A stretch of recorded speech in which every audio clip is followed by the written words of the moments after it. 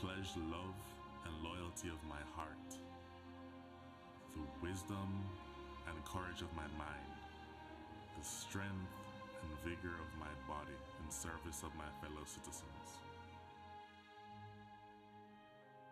I promise to stand up for justice, brotherhood, and peace, to work diligently and creatively, to think generously and honestly, so that Jamaica may, under God, increase in beauty, fellowship, and prosperity, and play her part in advancing the welfare of the whole human race.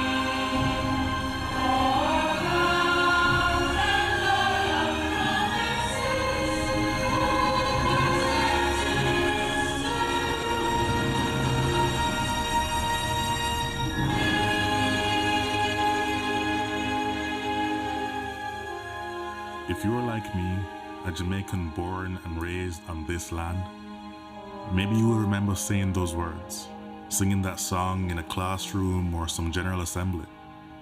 If so, like me, you made a pledge. Somehow it seems like many of us have forgotten that. The crime and violence, the indiscipline and short-sightedness, the corruption, the lack of respect for our beautiful lands we are blessed with, and the waters that surround and nurtures us. We have to do better. Let us honor our heroes so that they would not have sacrificed so much in vain. I hope this video can make a difference to even one soul. If so, it would all be worth it. If you feel the way I do, share it. May my voice become yours. Thanks for watching.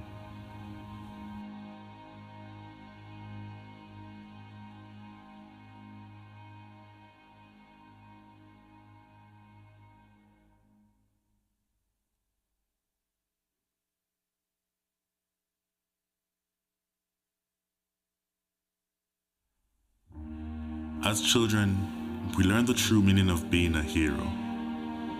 Being a hero requires great sacrifice for others, not just ourselves. We learn about the heroes of Jamaica's past and how much of themselves and their lives they had to give in building a nation we should be proud to call home. They believed in a Jamaica that was more than just a country, more than just an island, more than land surrounded by water. They believed in a dream of a free nation of people. A nation built on the foundation of their sacrifices. A nation of many people working as one. A nation that would continue to produce legends and nation builders that serve towards that vision. As children, we were also taught the national pledge, a solemn promise, an undertaking. I would like to believe Sir Hugh Sherlock, while writing this pledge, understood the vision and dreams of our heroes. It's clear being a hero is too much to ever ask any one citizen. Luckily, the pledge does not require heroics of any of us. It merely asks that we honor our heroes by striving to advance our nation and ultimately inspire the world, like they and many Jamaicans have done. It's important we remember those words. These words.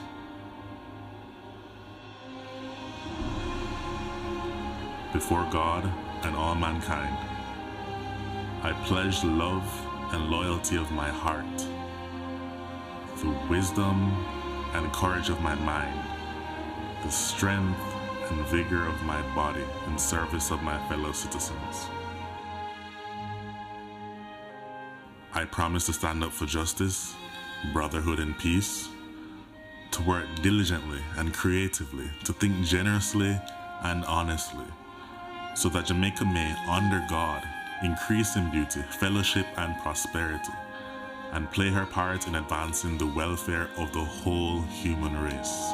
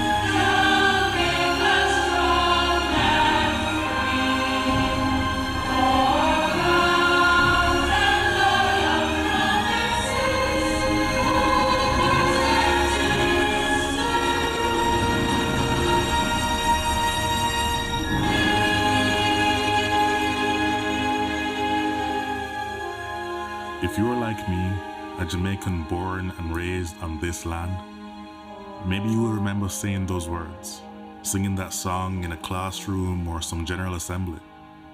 If so, like me, you made a pledge. Somehow it seems like many of us have forgotten that. The crime and violence, the indiscipline and short-sightedness, the corruption, the lack of respect for our beautiful lands we are blessed with, and the waters that surround and nurtures us. We have to do better. Let us honor our heroes so that they would not have sacrificed so much in vain. I hope this video can make a difference to even one soul. If so, it would all be worth it. If you feel the way I do, share it. May my voice become yours. Thanks for watching.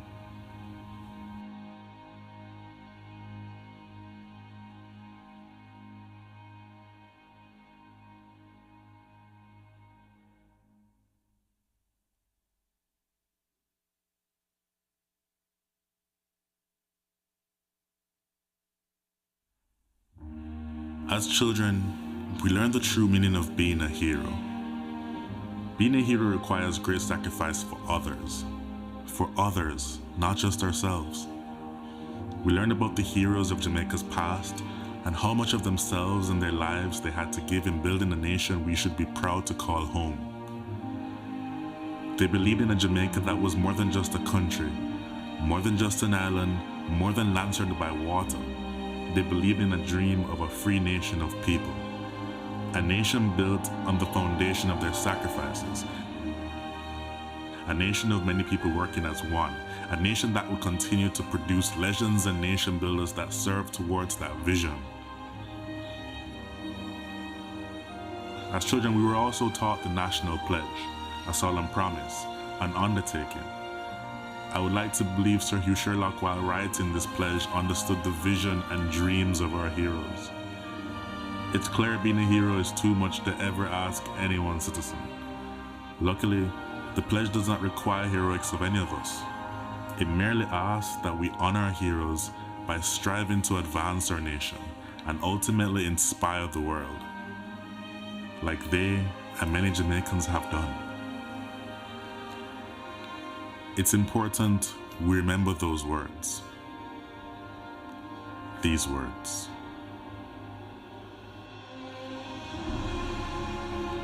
Before God and all mankind, I pledge love and loyalty of my heart, the wisdom and courage of my mind, the strength and vigor of my body in service of my fellow citizens. I promise to stand up for justice, brotherhood, and peace, to work diligently and creatively, to think generously and honestly, so that Jamaica may, under God, increase in beauty, fellowship, and prosperity, and play her part in advancing the welfare of the whole human race.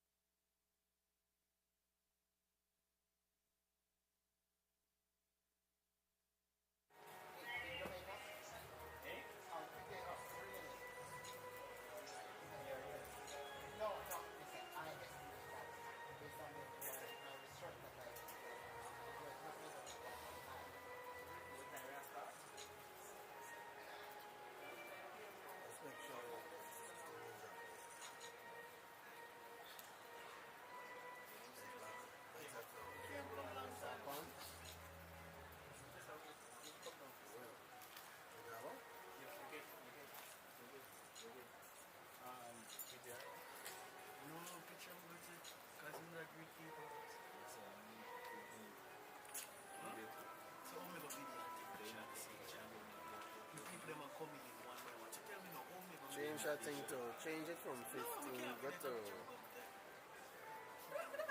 to 14. Where is it? We need Robert. Robert, now we take a picture. At least. Robert, Robert, did I get crippled? No. Robert, did I get crippled right now? No. The wheel at the side, just turn it and you see 14. It one said substantial. You drop down. Well, we have meeting and meeting over and 4 hours and Robert pass so chop and go. Careful where you wish, man. 14-1.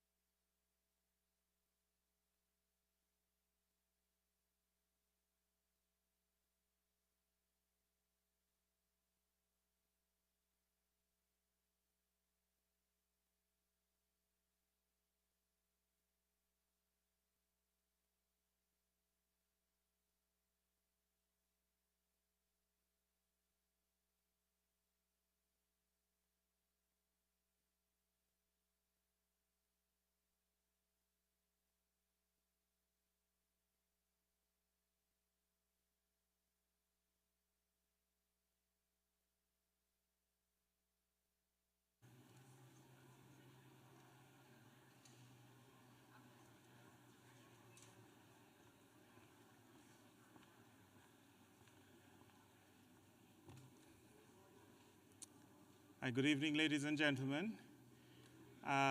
Welcome to the Lehman Center and the Town Hall with Prime Minister Holness. We'll be beginning this program in 10 minutes.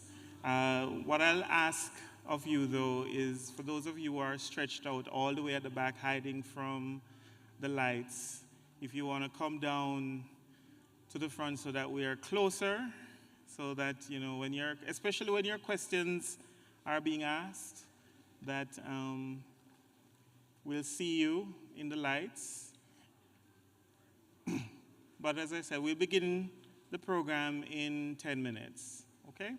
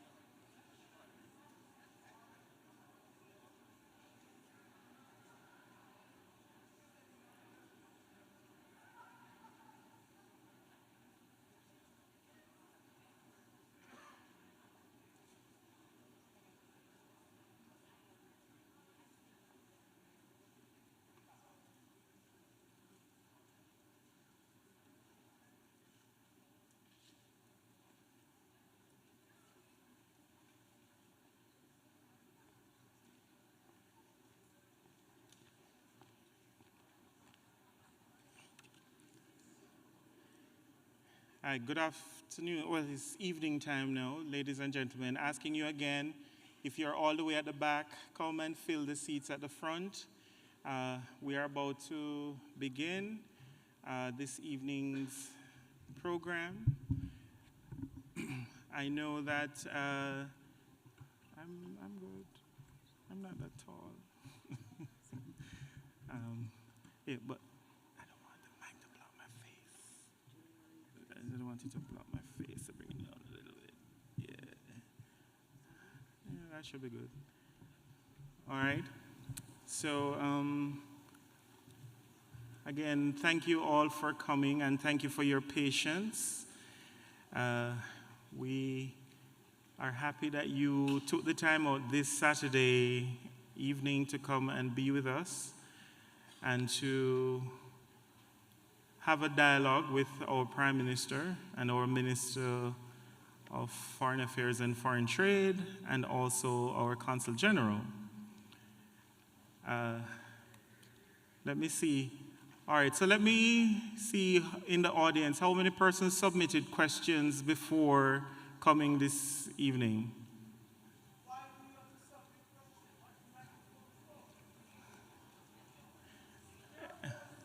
Excuse me, sir. Excuse me, sir, I asked a question. All right. All right, so again, let me see. Anybody in the audience who submitted questions before coming? All right. So, as we prepare for the Prime Minister and team to join us, just to go through some of the ground rules for this evening. So the questions, some persons, we did invite persons who were coming to submit their questions ahead of time if they wanted to. And what we will be doing this evening is alternating between the questions that were submitted and questions from the floor. So you may not hear your specific question because one of the things that we did was that we went through to make sure that if we had multiples of the same question asked a different way, we just combine them into one. So we're not repeating ourselves. For those persons who are here in the auditorium, when you go to the microphone, you're only allowed to ask one question and one question only. There will be no follow-up of the question. So once you ask that question, that is it. You will ask the question and then take your seat. And then that is to allow all of the persons inside here as much of an opportunity to have their questions asked and answered. All right? And the final thing that I will ask of you is that we're asking everyone to be respectful and refrain from personal attacks.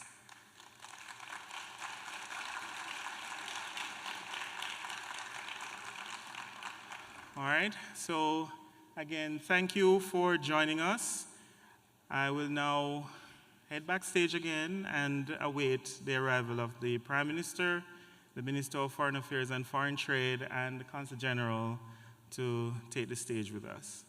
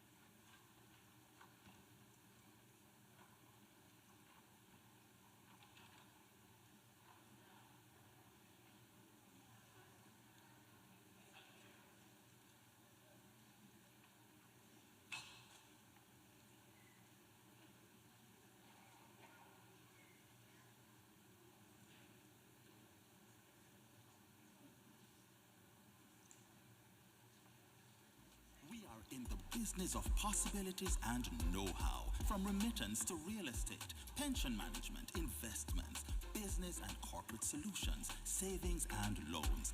We're a strong, integrated group because you, our members, are strong. You are written in our story, and that's what makes us a mutual VM group. Transform your everyday.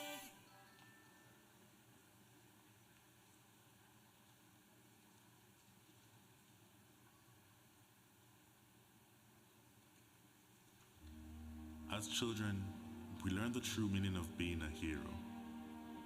Being a hero requires great sacrifice for others, not just ourselves. We learn about the heroes of Jamaica's past and how much of themselves and their lives they had to give in building a nation we should be proud to call home. They believed in a Jamaica that was more than just a country, more than just an island, more than land surrounded by water. They believed in a dream of a free nation of people. A nation built on the foundation of their sacrifices. A nation of many people working as one. A nation that would continue to produce legends and nation builders that serve towards that vision. As children, we were also taught the national pledge, a solemn promise, an undertaking. I would like to believe Sir Hugh Sherlock, while writing this pledge, understood the vision and dreams of our heroes. It's clear being a hero is too much to ever ask any one citizen. Luckily, the pledge does not require heroics of any of us. It merely asks that we honor our heroes by striving to advance our nation and ultimately inspire the world, like they and many Jamaicans have done. It's important we remember those words. These words.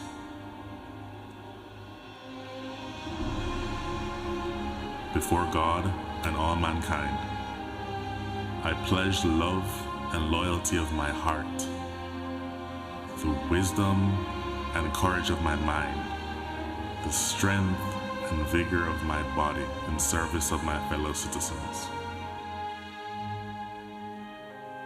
I promise to stand up for justice, brotherhood, and peace, to work diligently and creatively, to think generously and honestly, so that Jamaica may, under God, increase in beauty, fellowship, and prosperity, and play her part in advancing the welfare of the whole human race.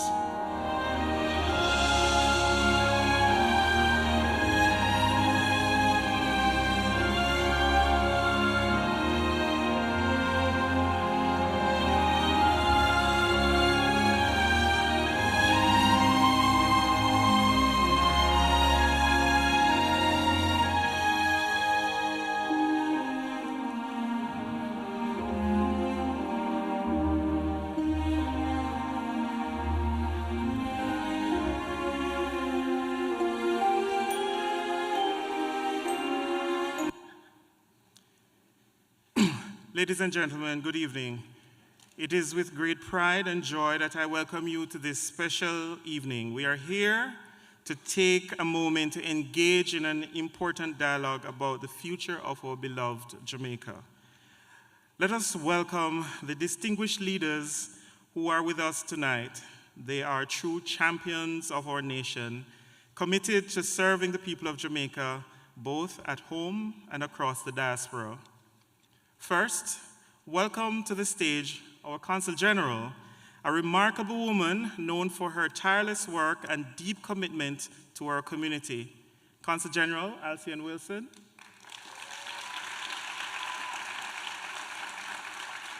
Joining her is our esteemed Minister of Foreign Affairs and Foreign Trade, a dynamic leader and advocate on the global stage, Senator the Honourable Kamina Johnson-Smith.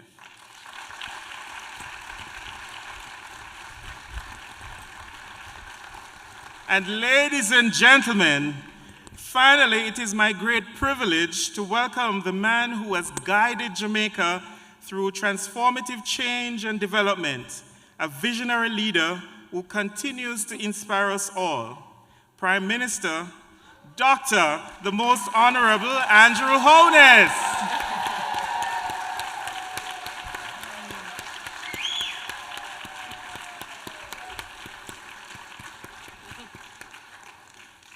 Please remain standing as we seek divine guidance for tonight's proceedings.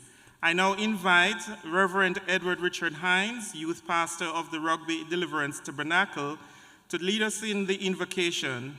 Following the prayer, we will have the playing of the national anthems, beginning with the United States of America, then the national anthem of Jamaica. Good evening. Will you bow your heads with me in prayer? Let us pray. Almighty God, creator of heaven and earth, we come before you today with hearts filled with gratitude for the opportunity to gather as one people, bound by our shared heritage, our shared culture, and our love for Jamaica. We thank you, God, for the vibrant spirit of the Jamaican diaspora here in New York City, and for the privilege of being in the presence of our esteemed leaders, our Prime Minister, the Most Honourable Dr. Andrew Holness, our Minister of Foreign Affairs and Foreign Trade, Senator Kamina Smith, and our Consul General, Alsion Wilson.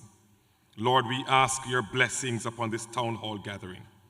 I pray, God, you will guide our discussions, that they may be fruitful, full of wisdom, and aimed at the continued upliftment of Jamaica and its people. Lord, I ask you will grant our leaders wisdom, grant our Prime Minister clarity and vision as he leads us through these times. As we strengthen the bonds, O God, between Jamaica and the diaspora, may you continue to fill him with the knowledge of your will and make him an instrument of your peace, of justice and prosperity. Lord, in these trying times, we lift up Jamaica to you. We pray for hope, we pray for strength, and we pray for resilience, God, for our loved ones back home, especially those who are facing crises and challenges. We pray, God, you will be with all the leaders, the communities, the families across Jamaica. May they find comfort, may they find strength and courage in you as they look to the hills from whence come their help. Eternal Father, bless our land, Jamaica. God, may your divine presence be present here in all we do in this auditorium. Let this town hall be a resounding success as we create a space for dialogue, for mutual respect, and a shared commitment. I thank you for your presence. And while I respect every other faith tradition here this afternoon, I ask this in the name of Jesus. Amen. Amen.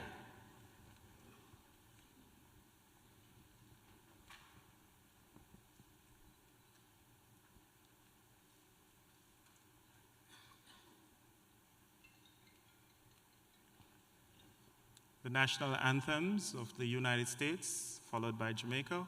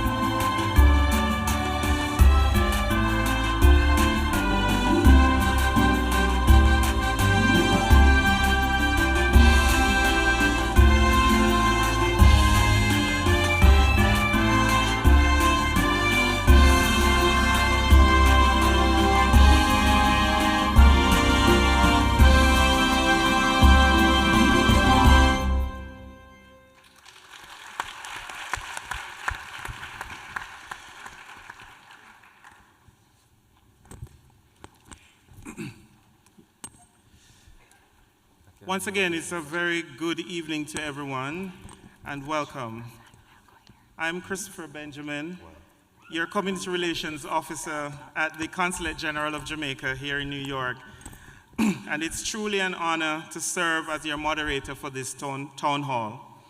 Tonight, we gather as one family, united by our shared love for Jamaica and our commitment to contributing to its progress.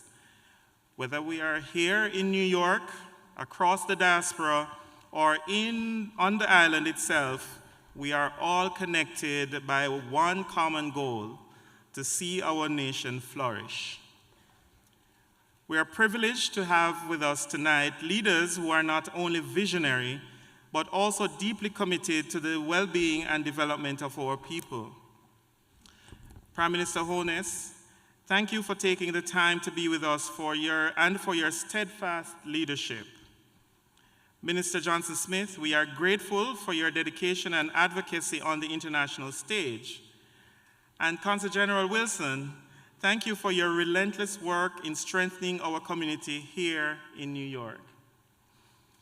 To everyone in the audience, your presence here is a testament to the strength and vibrancy of the Jamaican diaspora. Your voices matter.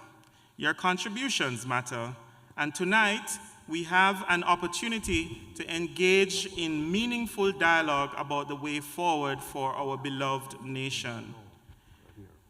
We would also like to extend our deepest gratitude to those who have made this evening possible. A special thanks to the Lehman Center for the Performing Arts for graciously accommodating us, and to our valued sponsors, VM Group, the Simpsons Restaurant, Journey Lorne, Royal Caribbean Bakery, Chef Orchid, JN Money Transfer, Golden Cross on White Plains Road. Your support is invaluable, and we thank you for your generosity.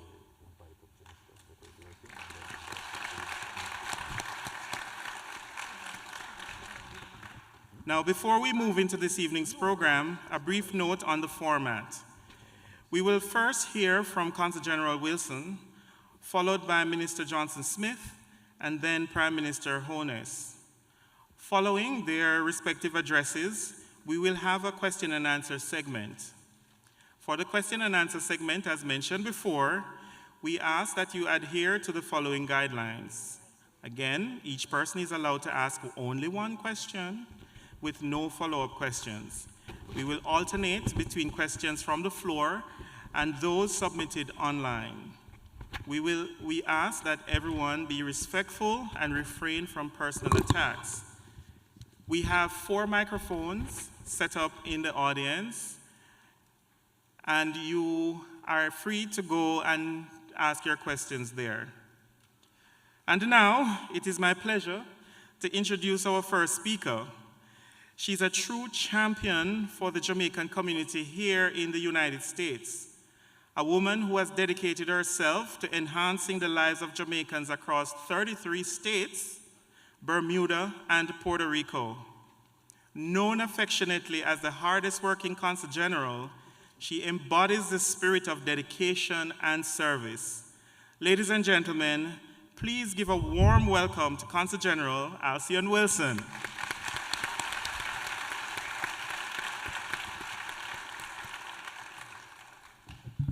Thank you so much, Mr. MC. In the interest of time, Prime Minister and Minister Johnson-Smith, I'm going to ask for your apologies. I am not going to go into an extensive introduction this evening. But first, welcome. It is so good to see so many of our diaspora members here with us this evening. And I know that many of you have traveled from near and far, like Connecticut, New Jersey, and also Boston. Thank you so much for taking the time to come here and hear from Prime Minister Holness and Minister Johnson-Smith. I could take a minute and boast about the fantastic work that we do at the Consulate General of Jamaica in New York. But I'm going to invite you to a meeting at another time where I'll be able to give you a nice presentation. I must, though, tell you that we are responsible at the Consulate for 33 states, not just New York. And so I know that many times many of you might have questions, emails that have been sent, phone calls. By the way, last year we received 2,233,000 phone calls. And sometimes you might get a little impatient because of not receiving a response right away. So I ask that you please bear with us as we move to improve the services that we deliver to our fantastic diaspora. That being said, I will now introduce our dynamic minister. Minister Johnson Smith has an extensive bio. Minister Johnson Smith does not like a long, drawn-out introduction like myself. Isn't that true, Minister? Very true. That is true. I'm not just saying that. That is true. Minister Johnson Smith has a distinguished academic background, holding degrees in law and international relations from the University of the West Indies and, of course, London School of Economics. Her career spans an extensive contributions in both the private and public sectors, including her role as company secretary at Cable and Wireless Jamaica and her establishment of a successful law firm in 2014. Since 2009, Minister has served as senator, and in 2016, she was appointed Minister of Foreign Affairs and Foreign Trade. Ladies and gentlemen, please help me welcome the dynamic, the fantastic, the energetic Minister Johnson Smith. Thank you. Can I do okay?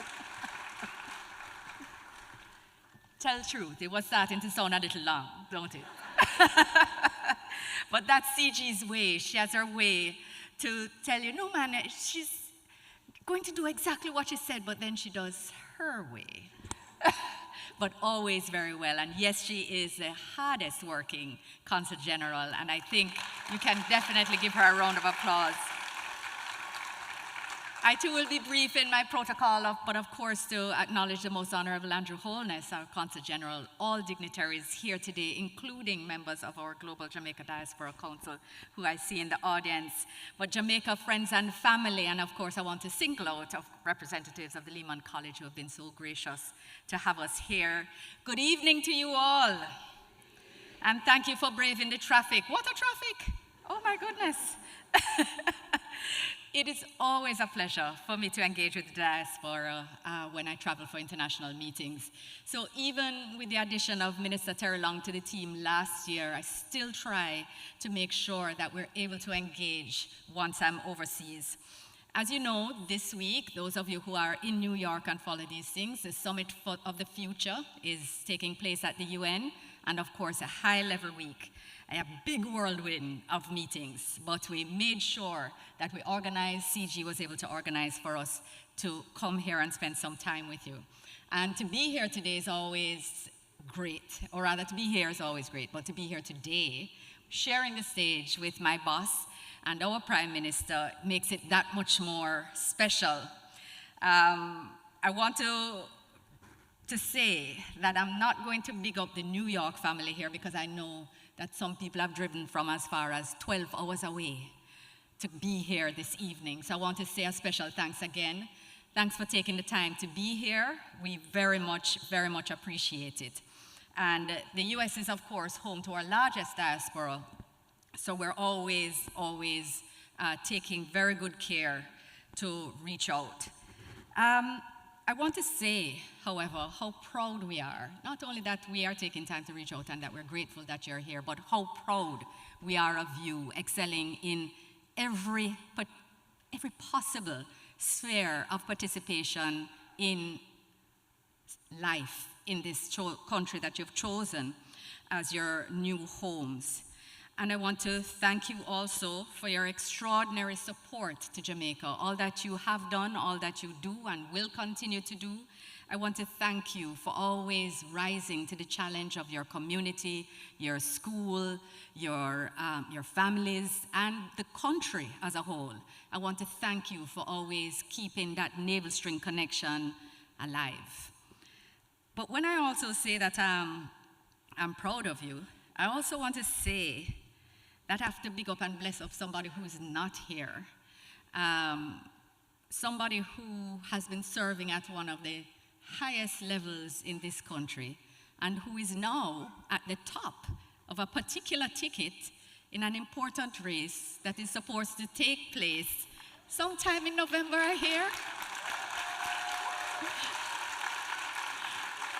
So I'm the Minister of Foreign Affairs, so I'm not allowed to speak about other countries' domestic political affairs.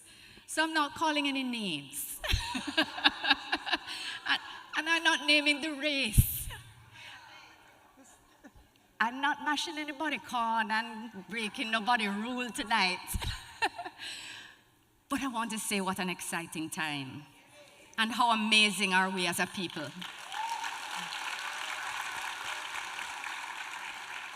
So we stay tuned, And again, I haven't called any name. But before I move on to some of what the government has been doing outside of my ministry, you know I always like to talk about what we've been doing. But I want to thank everyone here, everyone in the diaspora as well who is listening online for your support of the most spectacular and successful diaspora conference that has been held in the 20 years of its existence. The 10th Biennial Diaspora Conference, which we held in June, was our biggest ever. 1,200 participants, 800 registrants, 18 countries represented. And I want to especially give appreciation to the members of the Global Diaspora, Jamaica Diaspora Council, whose global nature was an absolutely critical part in making it a success. So I want us to give a round of applause for this successful conference. It really was amazing. We launched 2 portals that you're going to hear some more about. We launched Eat Jamaica Day, which is going to be on the 25th of November every year, and it's going to celebrate the resilience of our farmers this particular year. So listen out for more on that. People started companies, people made connections, people did business, and people just had a great time. I want to share one point with you, one story. And this is about the connections that are made there. And you may meet people who are there and who could share with you, but I'm going to share this one. So there was an attendee who lives in Zimbabwe and South Africa. He goes between both. So his name is Ras Jabulani. And he told us at the conference that he's not into this term diaspora, because we don't speak death, we speak livity. So it's living spora. So he has put the term now of the living spora on the table, and everybody has embraced it fully. But even more importantly, he has been working on sustainable building material. And he met a couple who has lived away for 15 years, moving back to Jamaica to start housing development. They bought the land, got their permits, everything, etc. And they wanted to do a sustainable model. They met at the conference, and they are now in partnership for a sustainable housing development in Jamaica, coming out of the conference. So when we say that people do business, that things happen, apart from us launching initiatives, people actually come to the conference, find opportunities, and do well for themselves out of it. So I encourage you, again, people are already talking about 2026. I want to encourage you as well to listen out for that. So on to some of the good news of what the government has been doing. So prior to the pandemic, you would know that we had 20 consecutive quarters of economic growth, the longest unbroken stretch of economic growth in the history of independent Jamaica. Yes. We had the break in Beryl, but in COVID, but we also had a strong recovery. And since then, we've had 9 consecutive quarters of growth as well. So we're also enjoying very low unemployment. Beryl took us up to 5.4%, but you will remember that even post-COVID, we were at a historic low of 4.2%. Again, the lowest in independent Jamaica's history. And at the end of 23-24, our debt to GDP ratio was estimated at 72%. Now this is less than half of where it was just 10 years ago. That is a phenomenal thing for a small developing country to do, especially after having come out of a pandemic that has destroyed the economies of many countries across the world. So I want you to be proud of your little island. But I also want to make it clear that these accomplishments, and especially debt to GDP reduction, this has never been for us to be able to boast about numbers or to boast about quote-unquote orthodox economic accomplishments. It has been about being able to invest more in delivering for the people of Jamaica. So what has happened with the creation of the fiscal space by reducing our debt to GDP ratio is that we've been able to do more. But there's been such significant underinvestment and no investment in many areas in Jamaica for so very long that some of this takes time. So for example, we're building hospitals and expanding hospitals and renovating hospitals. Cornwall Regional Hospital, which started out just as a removal of a ventilation system quoted at a couple $2 billion, became a much bigger project because they have taken out every door, every window, every fitting, every fixture, every piece of equipment. It has been stripped to its bare bones, reinforced, and it's being expanded now with 7 surgical theaters. It's going to be state-of-the-art, one of the state-of-the-art hospitals, practically an entirely new place. And right beside it is going to be the Western Children's Regional Hospital, which will be the quintessential state-of-the-art hospital for the whole of CARICOM for the care of children and adolescents. This is going to be phenomenal. But I mention this not only because it's an important achievement, and the buildings are going up. They are going up. These are not things that are new projects just broken. They are happening. Is that we're going to need people. We're going to need specialist nurses. We're going to need more doctors. And while we're expanding, we want you to also think about what's happening in Jamaica so you can think about coming home as well. We're also renovating and expanding the Spanish Town Hospital. The new lab is up and functioning already. Maypen Hospital is offering robotic surgery. Yes, we had the first laparoscopic surgery for colon cancer in Maypen Hospital just a few months ago this year. Good things are happening. We've renovated more than 100 clinics because we're trying to ensure that healthcare is better, closer to communities, so it creates less pressure on the hospitals and also makes people get care closer to them, closer to where they live, cuts down on transportation costs, helps with certainty and safety for especially our elderly members of our community. So we've done more than 100 of those. They continue. And even just this week, I think Prime Minister, 2 were opened. Was it Port Morant and Arnett? New everything. New tiles, new AC, new bathroom, new kitchen facilities, new equipment, and very importantly, more doctors and nurses. Because remember, sometimes people don't go to the clinic, they go to the hospital because they feel that they're not going to find a doctor. But we're now putting doctors and more nurses in the community clinics to ensure that there's better access to primary care and that the system will become more balanced at the bigger hospitals in terms of wait times and capacity. So we're trying to do it holistically, improve the system holistically. And I still haven't mentioned the expansion of Huey Hospital, which is in Kingston, expansion of the Bustamante Hospital, the addition of another ward, and the creation of space for children, for parents of critically ill children to be able to stay over. KPH's CAT scan is being assembled as we speak, new MRI machines. Things are happening in Jamaica and in the health sector. You have to check what you read online. Sorry, here. Let me just make sure that I don't lose my trains of thought, as there are many. I didn't speak about the role of the diaspora in the renovation of our health clinics, because we've done over 100, but 47 have been done with the support of the diaspora through the Adopt a Clinic program. So very important. You've been playing a very important role,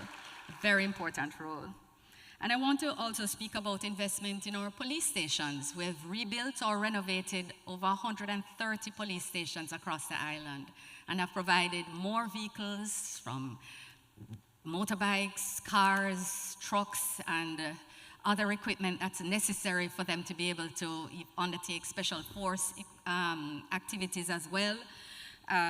We have been making sure that not only do police have a better space to work in for their own morale, but also to deliver services to citizens. So, you know, once upon a time, the police station layout, standard layout, would have a lady come in to make a domestic violence complaint, and the perpetrator stand up right there, and the police pull off with the book, as if this isn't a serious and sensitive matter. But we've been training in human rights, in sensitivity, and also creating spaces that allow for privacy and the making of reports and dealing with matters, personal matters, in a dignified way. Very important part of the infrastructural improvements that are taking place. So we talk about improving the infrastructure, but it's not doing it randomly. It's doing it mindfully about how we want Jamaica to be and how we want Jamaican citizens to experience public services. We're also developing youth-friendly spaces for children who come in contact with the law.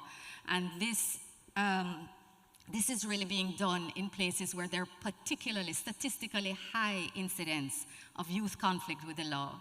And that is working well, because remember, we have to look at the whole cycle of crime, prevention, as well as all of the phases to rehabilitation. So where it is that someone can be saved at the first contact, you want to be able to do that. And sometimes that takes being treated with in a different space with people who have been differently trained. So we're trying to work on that as well. Just very briefly, I want to speak about the fact that we're also being very serious and intentional about our most vulnerable citizens. So there's an increase in NIS benefits. We have increased tax relief for pensioners. The PATH program has been significantly increased, more than it has been over the past 20 years. There's a new social pension program for elderly persons who are not a part of any employee-based pension program and not on PATH. There's now a pension that they get, a regular pension. There is, yes, very important, some of these softer side things, we don't think about the cycle. We have increased the tax-free portion for pensioners as well, so that those who are getting one are able to keep more and able, therefore, to spend more on their well-being. More pharmaceuticals are available on NHF, and we're including new diseases, including lupus and other less thought about diseases for many years. And we have a Know Your Numbers campaign, encouraging people to get screened earlier so that we can try to reduce the chronic and crisis interventions that are needed when people determine later in their disease. So We're encouraging our Jamaicans to come out. So when you talk to your family, encourage them as well. Screen for the breast cancer, screen for the prostate cancer, because those are the two biggest killers in Jamaica now, the two biggest NCDs, and of course, for the diabetes, for the sugar. So we're really trying to take a holistic look at what is necessary to, again, deliver and create this Jamaica that we want, the Vision 2030 for our people. On the youth side, I just want to remind that we're doing quite a bit in education. We have the sixth form pathway program to try and keep our youngsters in a little longer past fifth form, and there is support for that, so that they're better able and better equipped to transition when they come out. We have a new LIFT program, which offers a stipend and work experience, plus a savings program for them, so that when they exit the program, they have a small nest egg to move on to their next stage of life. But we realize that they're not leaving school with the soft skills, so that even if they're to get an interview, they might not get past that interview. So we're trying to teach them the skills that they need to get to build careers and to start their own independent life. Well, wait till you hear this one. We've removed all of the fees for heart, tuition and administration, all the way up to associate level, associate degree level. And we've instituted new courses with robotics and on AI, and of course, basic computer literacy and financial literacy, so that these skills that are not learned at home or at school, that they can now come on stream. And that we're not only teaching cosmetology and welding, although those make a lot of money, we are making sure that that new technology that creates these new opportunities, that's available to our young people. Because the truth is, some of them that are on the roadside, that, you know, they call it choppers, whatever, listen, those are some really good brains. They just need to be channeled to write. I always say, you know, if you could take that creative skill, that energy, and put it to something good, imagine what amazing things they would accomplish. And that's being done. Literally, you give them a phone, put down. They are good coders. But it's about harnessing that creative energy and giving them an opportunity, removing all the barriers.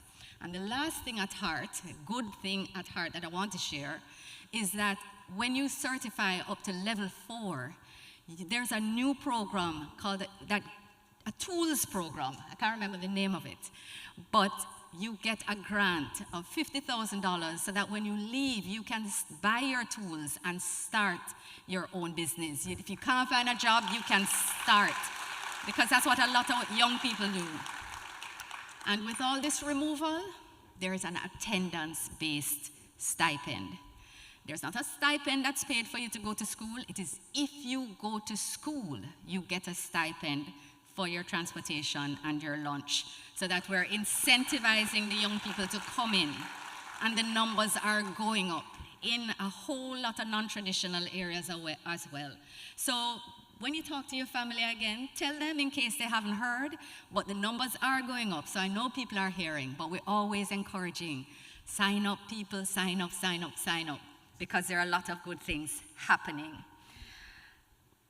Student Loan Bureau, because everybody doesn't do training, a lot of young people want to go to university.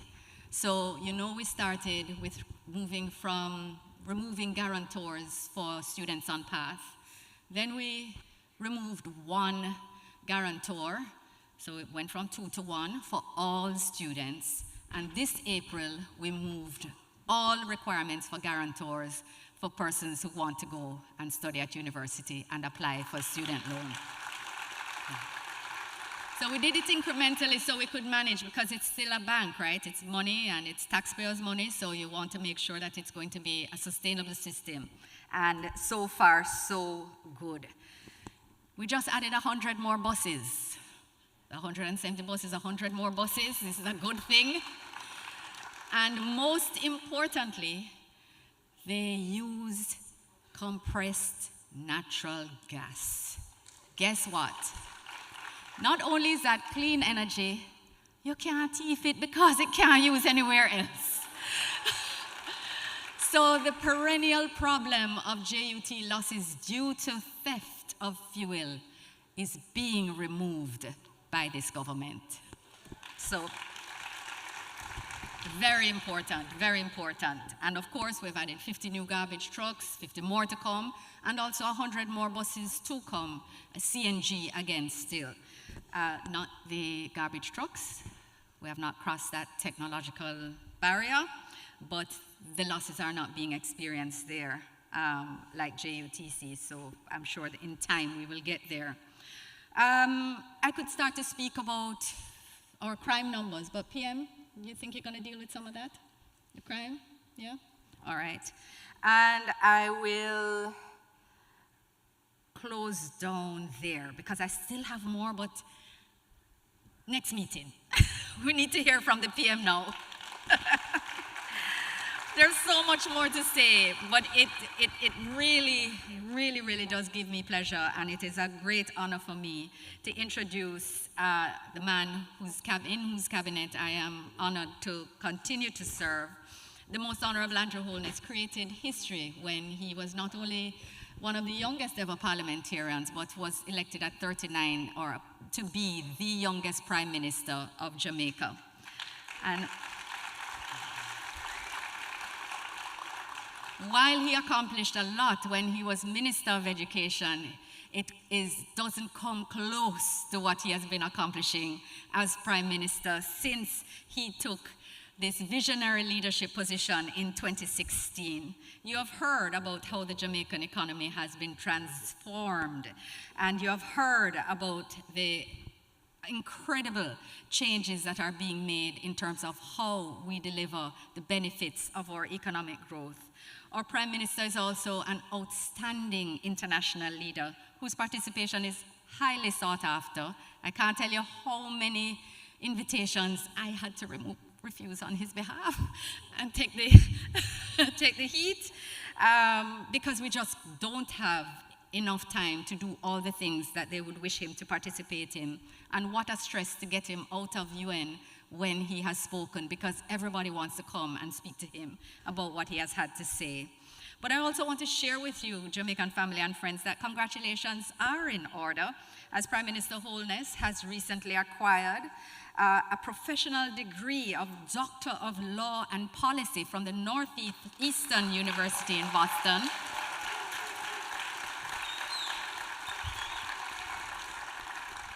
So he is certainly a source of inspiration for anyone who wants to work and study, because I don't know who can do a PhD and this job and do such a fantastic job at both.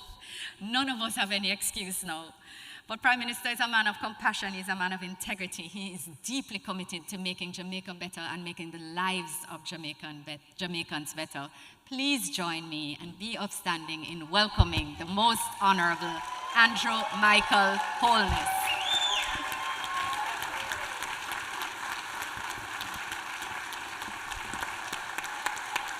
Thank you very much. Thank you. I don't feel like using the podium, so please forgive me. I feel like being closer to the audience. The last time I was in New York, please, and we did a town hall. I believe we did it in Queens. And it was much earlier than this. We did it, maybe, it was 2016. And we did it like at about, I was on stage by 5, I recall. And there were a lot of angry people after the event. You could guess why. Because there wasn't enough space. And so a lot of persons were turned back. Because the hall that we used couldn't hold all the people who came out. And at that time, my recollection is that we had about 800 persons who came. And so the Consul General decided to move it to, we're in the Bronx now. And I was whispering to her to find out how many persons are here. and she told me we are now just over 750. Now, to have 750 people in the Bronx at this time, with the traffic that I encountered in getting here, it's a significant achievement. And I start at that point because, yes, some of you have come to see me and to hear from Minister Johnson Smith. But the real reason you're here, brave the traffic, you could have been elsewhere. You've decided, some of you are coming from as far as Boston, Connecticut, all over. It is because you love Jamaica. Yes.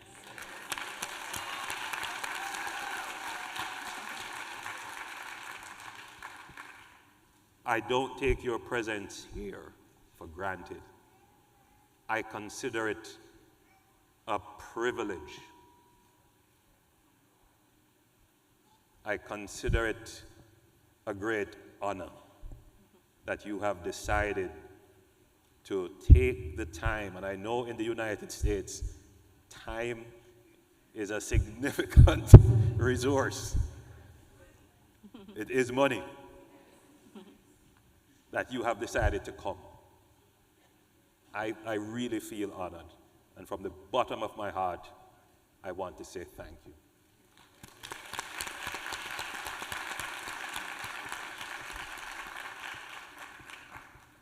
The truth is, you are the people that make us great, us as a country. And I every day reflect on the people that I have been given the privilege to lead. You are a great people, wherever you are, whether in Jamaica or here in the United States or in Canada, or in the United Kingdom, or in Europe, or in, let me tell you some places I've gone, and I've had a small diaspora meeting. China, Korea, Japan. I mean, there are places, Belgium, Switzerland. Ukraine. I haven't been to Ukraine, but Chile, Colombia, Panama, even Argentina. We're all over. And wherever we are, we're growing very well as a people. God bless you all. So let's talk about Jamaica. Now, if you read the news and if you follow social media, you would think that the sky is falling.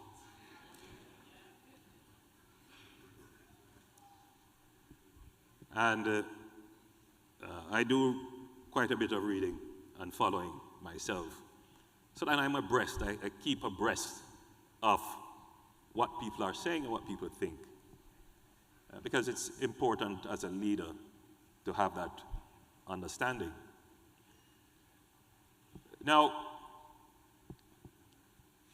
when I decided that I would get into politics many, many years ago, it's my 27th year of being an elected representative in the Parliament of Jamaica.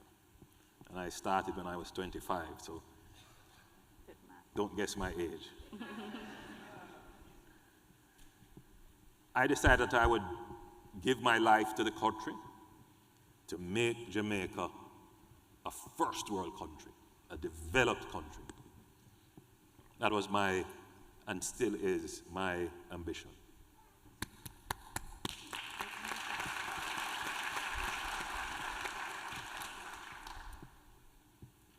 Today, I had the opportunity to address the Summit of the Future. This is a United Nations initiative surrounding the UN SDGs, and it is, I wouldn't say a new mission, but it is now developing an institutional framework around planning for future generations and future-proofing our countries. And if you know how the UN system works, it pulls together all the countries and we negotiate all the things that we're going to agree to do. We form a pact and then we have a declaration of it and everybody signs on to it, and then we try to align and develop policies in our countries to ensure that what we agree to is achieved. So too was the development goals, a part of that strategy. And even though we had our Vision 2030 before the development goals were put in place, we have been doing very well on our development goals. We have done an assessment, and we're not going to hit developed country status by 2030. But hey, hear what? Jamaica is doing the best out of all the Caribbean countries.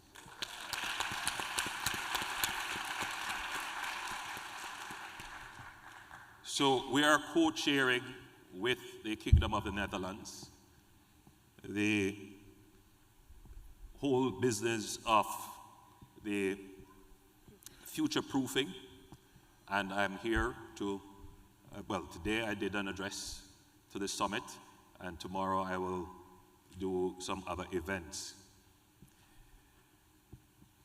So the question of Jamaica becoming a developed country is something that I have to confront every day. And every day we're making steps towards becoming a developed country. But there is a struggle. There is a real struggle in our country because we still have significant levels of absolute poverty. We still have significant levels of violence. We still have poor infrastructure. Minister Johnson-Smith was telling us about the efforts that we're making in healthcare, in education. But the problems are still significant. And the truth is, my friends, the problems create great frustration for our people. Great frustration. Which is why sometimes the narrative about Jamaica drowns out the good and the achievements. Because the problems are a lot. But of course, the problem didn't start yesterday. They didn't start in 2016. They didn't start in 2011 or 2007 or 1972 for that matter. The problems that Jamaica has had for, let's say, the last 180 years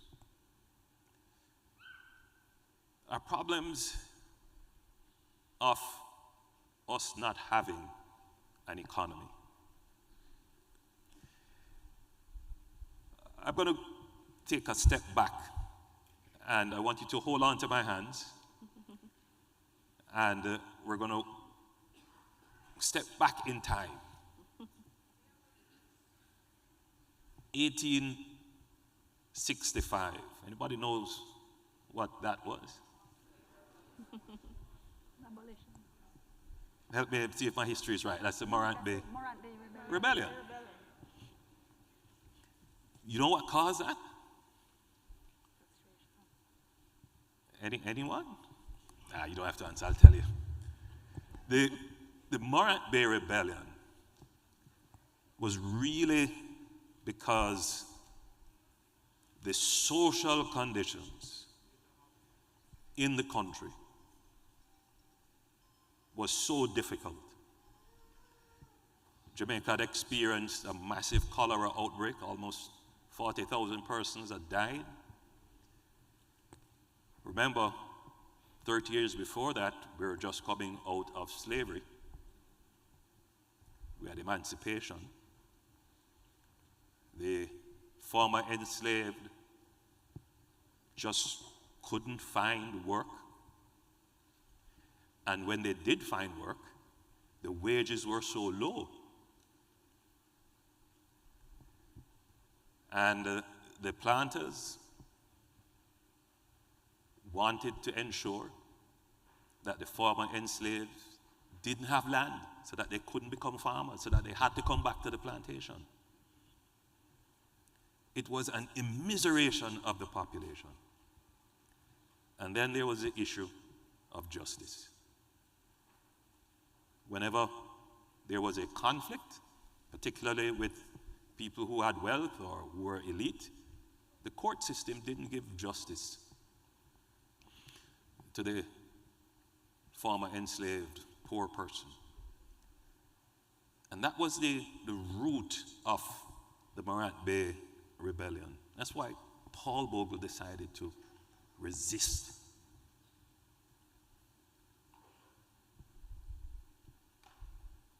Coming out of that, the British looked at Jamaica and they realized that they had to change how they administered the country. And that's when they changed parish boundaries and put in new administration and really started to try to build a country out of Jamaica. Because from 1834 to 1865, there was no real attempt at dealing with the social and economic issues of the former enslaved. Even the promise of education that came out of the emancipation period, even that wasn't met. So, I want you to make a connection to the challenges that we've had rooted in our history. The next time we had a massive conflagration in Jamaica would be in the 1930s, the labor riots. And what was the cause of that? Again, the same issue. People just couldn't find work. And when they found work, the labor pay and the conditions were so poor that it caused that social upheaval, which led to the formation of unions. Well, it led to the formation of political parties and then unions. In our case, it was the reverse, the formation of a union and then the political party. But that is when Jamaica started to take shape, to take on its political independence, starting from the 1930s. So if you look at those two major points in our history, the issue has been not being able to provide an economy to address the social needs of our people.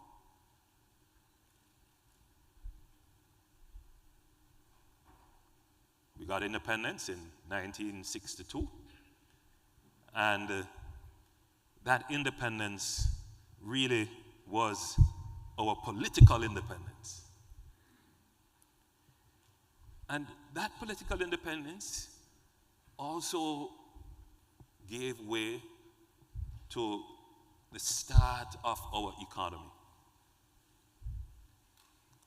Between the mid-1950s and up to the 70s, Jamaica experienced what could be described as an economic boom. And that was probably the period in time in our history when we had the fastest and highest economic growth rates. And then from the 70s onwards, we struggled. Struggled right through the 70s, struggled in the 80s, struggled in the 90s, and we are still struggling. The issue for most Jamaicans is we want employment, we want better schools, we want better roads, we want better hospital care. But you would scarcely hear someone saying, we want a better economy. Think about it. There is a disconnection between the delivery of roads and water and health care and the economy. I'm walking in a town called White Horses in Westmoreland, and obviously a returning resident, she saw me in the market and she said, "You must fix the road."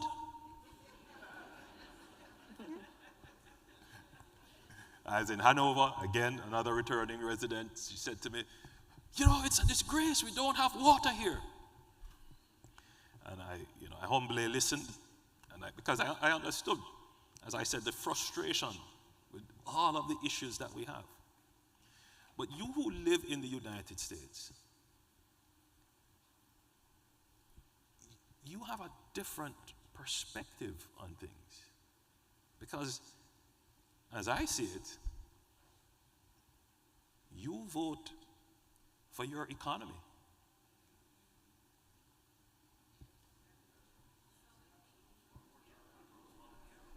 It's a complicated question. Yes. Because in the country that you have chosen to live, there is a real connection between the economy and the infrastructure, the economy and the healthcare, the economy and you being able to go to the supermarket. But somehow in our electorate there is a disconnect that the economy doesn't really matter. A government that runs the economy properly doesn't really matter. Now what that has led to is a kind of politics where the rules of economics do not apply.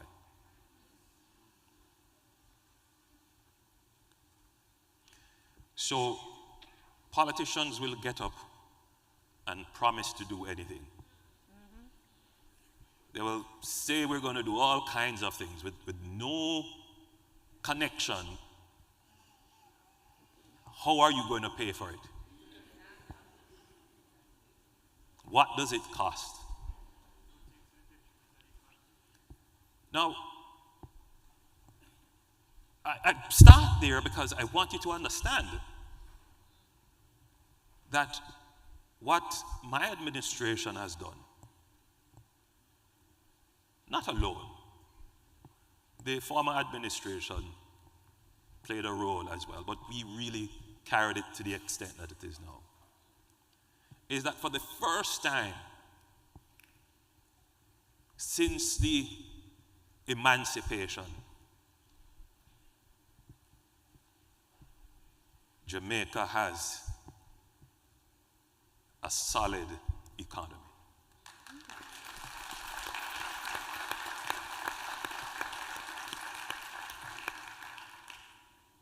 That is a major achievement. I want you to just reflect on that.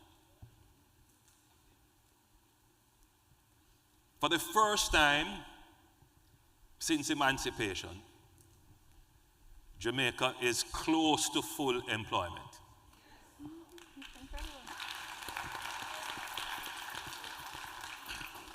The previous statistic was at 4.2. They did some revision of how they measure unemployment, so we're at 5%. This is even at 5%. Even when we were at 7%, that was the lowest level of unemployment in the history of measuring unemployment in Jamaica. How did this happen? I mean, you can only employ people unless you have an economy that is growing. In the United States, you get the unemployment numbers and you use that to determine the health of your economy. We are at 5% unemployment. The big cry now in Jamaica is that they can't find people to employ. And there's a reason for that, because a lot of them are here. A lot of our skills and resources are right here. But that's a good thing for our economy, because we have given people employment. Now, there are other issues, because immediately the retort is wages are low. I will never argue with that point.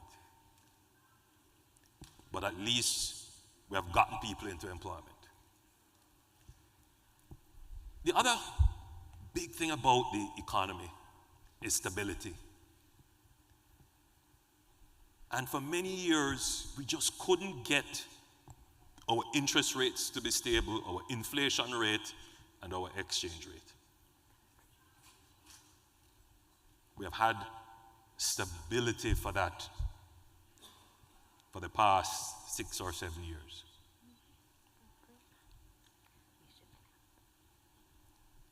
We had a spike because of COVID and inflation, and we're back down to below 6%, single-digit inflation.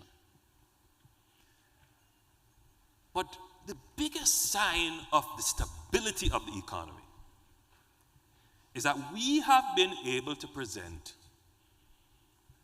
help me, Minister, is it 9 budgets? 9 budgets. 9 or 8 budgets. With no net new taxes. Just think about that for a while. No net new taxes. And in fact, for the last 6 budgets, absolutely no new taxes. Exactly. That's phenomenal. When has that ever happened in Jamaica? So, when people say the sky is falling, yes, from 1865 we've been quarreling about the same thing. Can't get proper health care, bad roads, this, that, and the other. But the reason why is because from then there was never a real attempt to create an economy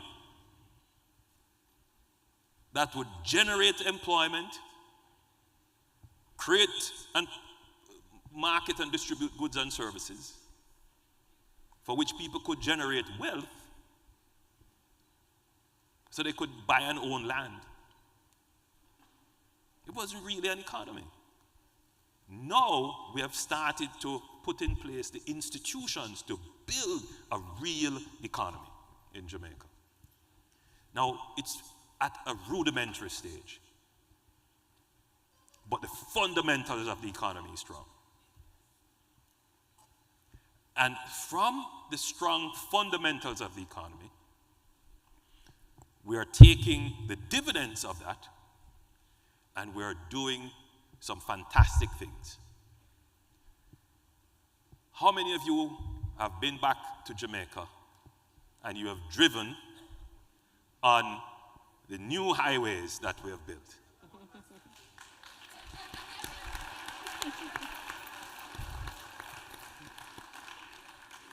My friend says the tolls are expensive. I mean, What did you say? I didn't hear.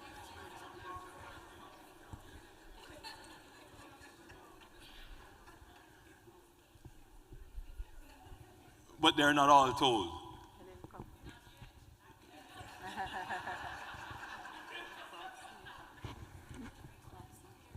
So I like that that suspicion that roads are going to be tolled. No, only roads that we have declared as toll roads will be tolled. So we have gone on a massive infrastructure, strategic investments. Some roads will be tolled, others won't be. So for example, we have invested 150 million, well, more than that now, about $200 million from Harborview all the way around to Port Antonio. Massive infrastructure work. Some of you may have gone and seen that beautiful highway which now traverses St. Thomas and all the roads that we are improving going around. That is not tolled.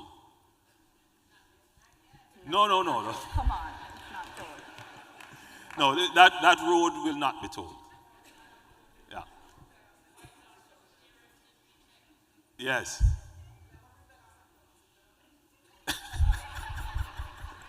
No. That road is not. So just to be clear, that there is a mechanism for the establishment of a toll road versus a public road. A toll road, it's usually a private-public partnership where the government may have some investments in it, but there is a private partner who is also investing. The public roads, government totally is building. So the road to St. Thomas, total public funds, and there's no intention to toll that road. We have done significant work in doing the Montego Bay Perimeter Road and the Long Hill Bypass. Those are going to be massive road developments. And there are some other major road infrastructure to come. We announced the SPARK program, which is a $40 billion program to repair roads right across Jamaica. So I want to just focus for another 2 minutes on roads. Because when I drive on the roads here, wow.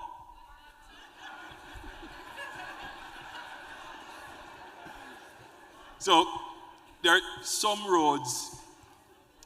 So for many years, we did not make the investments to keep the maintenance of our roads.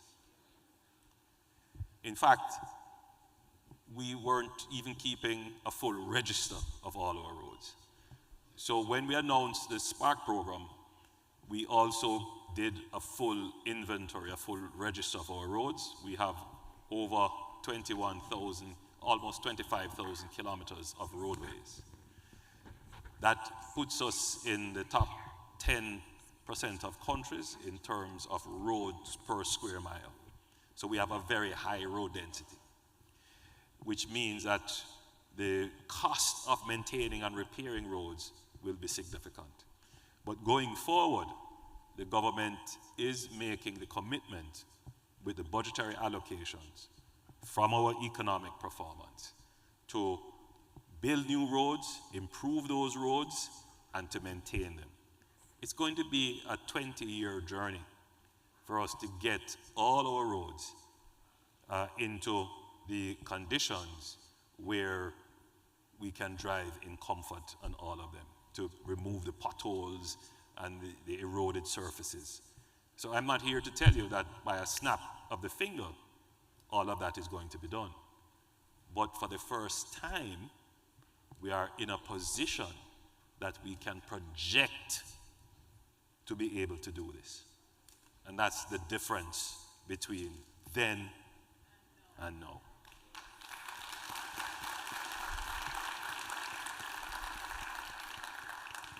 Because, you know, there have been famous promises made that Jamaica will be pothole-free by 2003. But you can only make those promises if you have a budget to do it. But just to go back to the point that when the electorate doesn't pay attention to the economy, but pays attention to only promises, what it does, it permits politicians to borrow. it creates a permissiveness that, well, people want all of this, how are we going to get it? Just borrow. Now, think about what borrowing is. And it's so profound for me today dealing with the Future Generation Summit. Think about what borrowing is. Borrowing is paying for today's consumption with tomorrow's taxes. In other words, you're taxing the unborn generations to pay for your consumption today. And that happens because, boy, we are suffering now. You get what I'm saying? The pressure in our society for hundreds of years, we just don't have it. But we miss what we really should be doing is focusing on the economy. Let's build that economy. But instead, the political pressure is not about, it doesn't reward the government that gets you a good economy. It rewards the politicians who promise. Because the pressure is just so high, so any sign of hope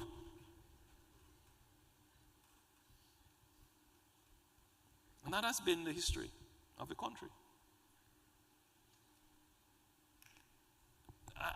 I'm trying to change that. It's not easy. Because the pressure and sufferation, people get frustrated. So you have to come with a politics that gives hope, but a politics of realism. And it's very difficult to mix the two things because sometimes, hope and realism don't work together. But I've tried to be as practical and as upfront with the people, as I'm with you today, to say to you that there is sufferation, there is pressure, there are problems, but the hope is that we have fixed the critical element in the equation, the economy. Now, as I said, however, the economy, it's still at a rudimentary level. There needs to be another step that Jamaica has to make. So, we have dealt with the fiscal management of the economy, meaning how we manage the resources that we get from taxes and how we spend, fiscal affairs. The next step now, the next step where you come in, how do we grow and expand the economy? That is the next step. So you've come here to hear about your country? So I've told you, we have a really solid economy now that is generating revenues, but the important thing about the revenues that it is generating, it is stable. Why stability is so important? Because if you have stable revenues, you can make long-term capital plans, long-term investment plans.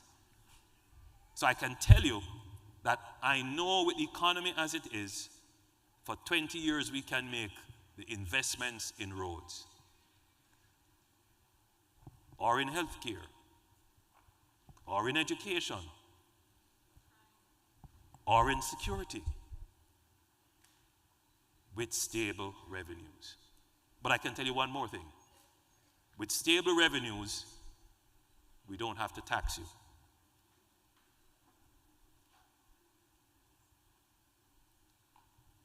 But with stable revenues and a long-term projected investment path, business people can feel confident in the investments they make.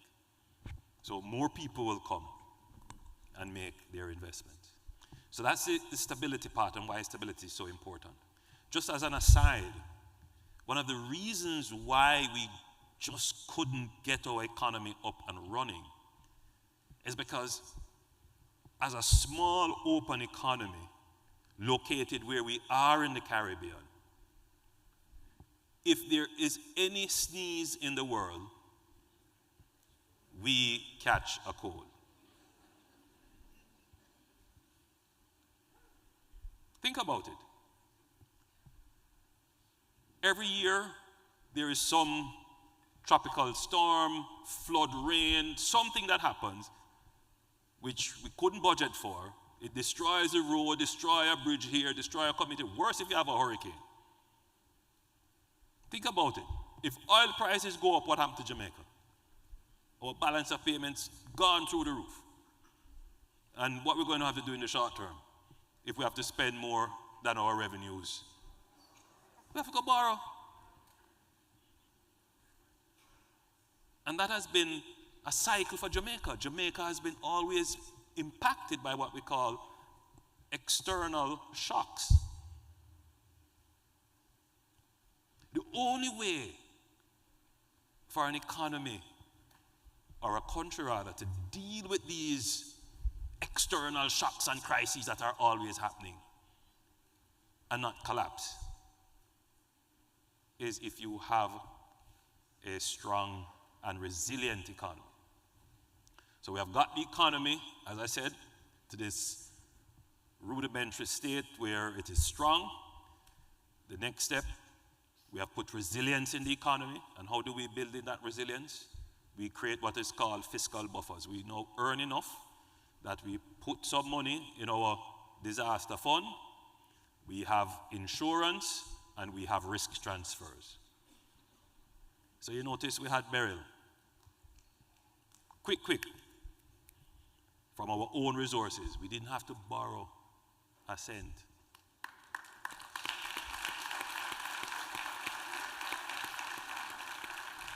Just look at it. We weren't out there saying you know what, Minister Johnson Smith don't like when I say that part of it, but we were able to stand on our own 2 feet. Immediately we were able to recover. And that's the benefit of having a strong and resilient economy. So the next step now is grow that economy. We're not pivoting, we're not stepping away from fiscal discipline and fiscal prudence. What we're thinking about now is growth. And growth policies are slightly different, but complementary to macroeconomic and fiscal management. So what are some of the things that we're going to be doing in the next 5 years? Because this is what it is about. For some people, they just feel, well, it's time. And for others who are more discerning, who are thinking, who are trying to understand what is the substance of the government and what it will be doing. Well, here is the substance. First, Jamaica must focus on increasing productivity.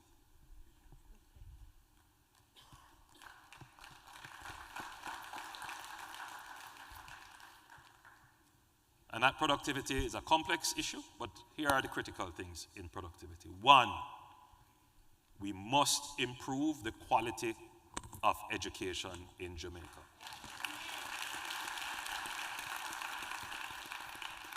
Each student coming out of our education system must be prepared for this world and the future world.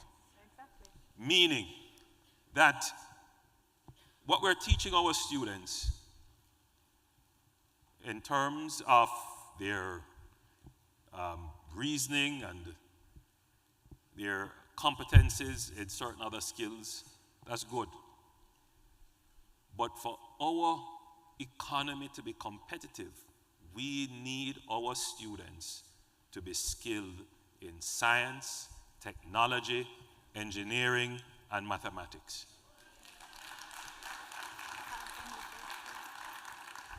So some of that economic stability, we are going to shift some of those resources into education we are going to make a massive investment in education. So we have planned that out. We have planned that out. We're going to be building 6 STEM schools. These are going to be state-of-the-art, modern schools that will be comparable to any school in the United States that's dedicated to science and technology.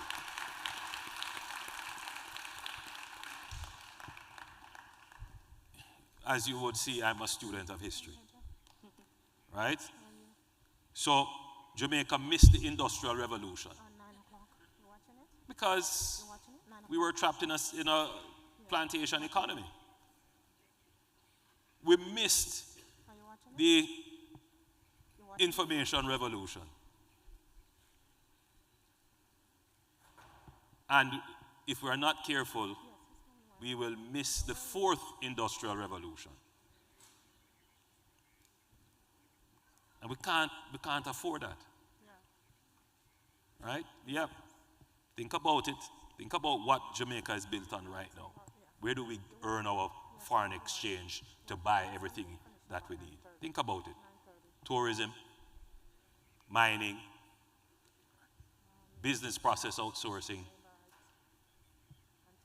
We have agriculture and financial sector. Right?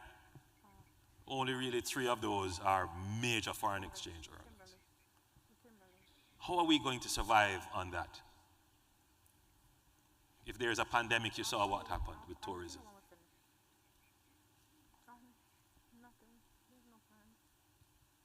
These are some of the fundamental questions that our electorate must vote on, must ask. How are we going to diversify the economy and bring in new industries? And that's what this government is planning. Because we see the challenges. So, for us, it is an imperative that we need to create a new labor force that can underpin, develop, and support the new industries in which we will have to diversify. So the investment in education is not just sweet talk because it sounds good. It's necessary for the growth of the economy.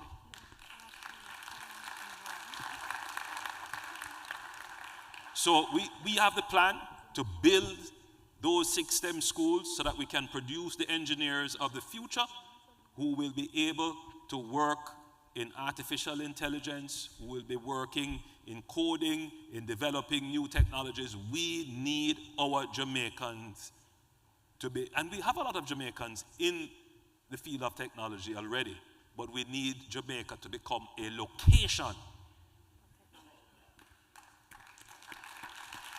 for technology companies to come and invest.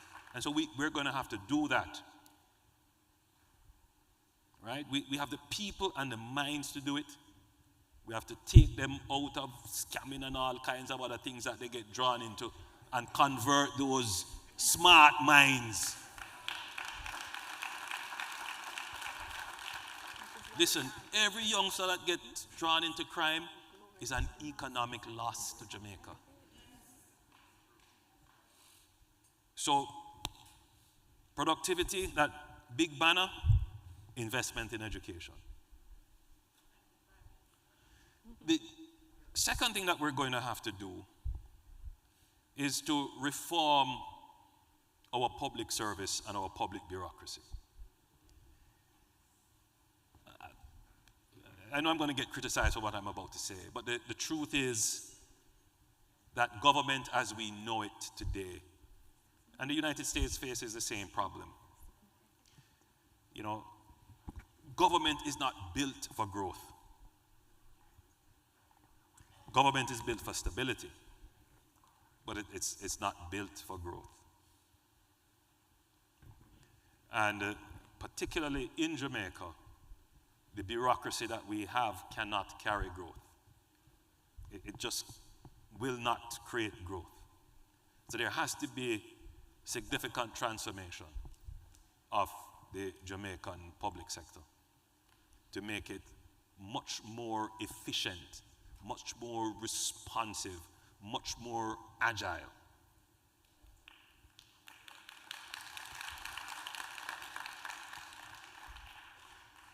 So the World Bank used to have an index that measures the efficiency of a country. It was called the ease of doing business. And I don't think they do that anymore. But one of the programs that we will be putting in within the next 5 years is the ease of doing business in Jamaica.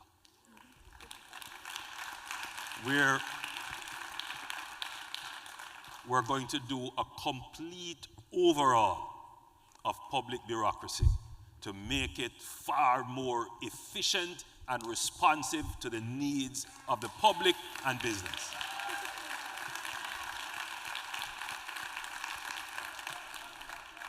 Just that alone will add a few percentage points to GDP. The time it takes for permitting, the time that you take in compliance with all kinds of regulations. Now, it may mean the re-engineering of business processes to remove steps that are repetitive and unnecessary, but it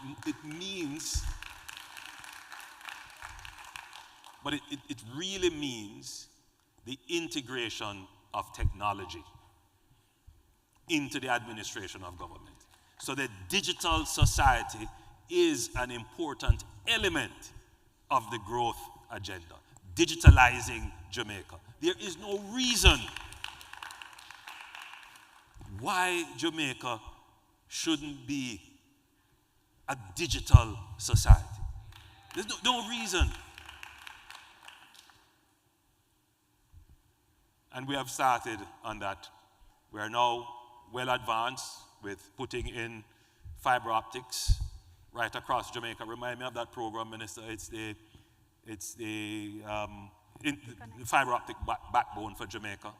So we will be able to provide broadband services right across Jamaica.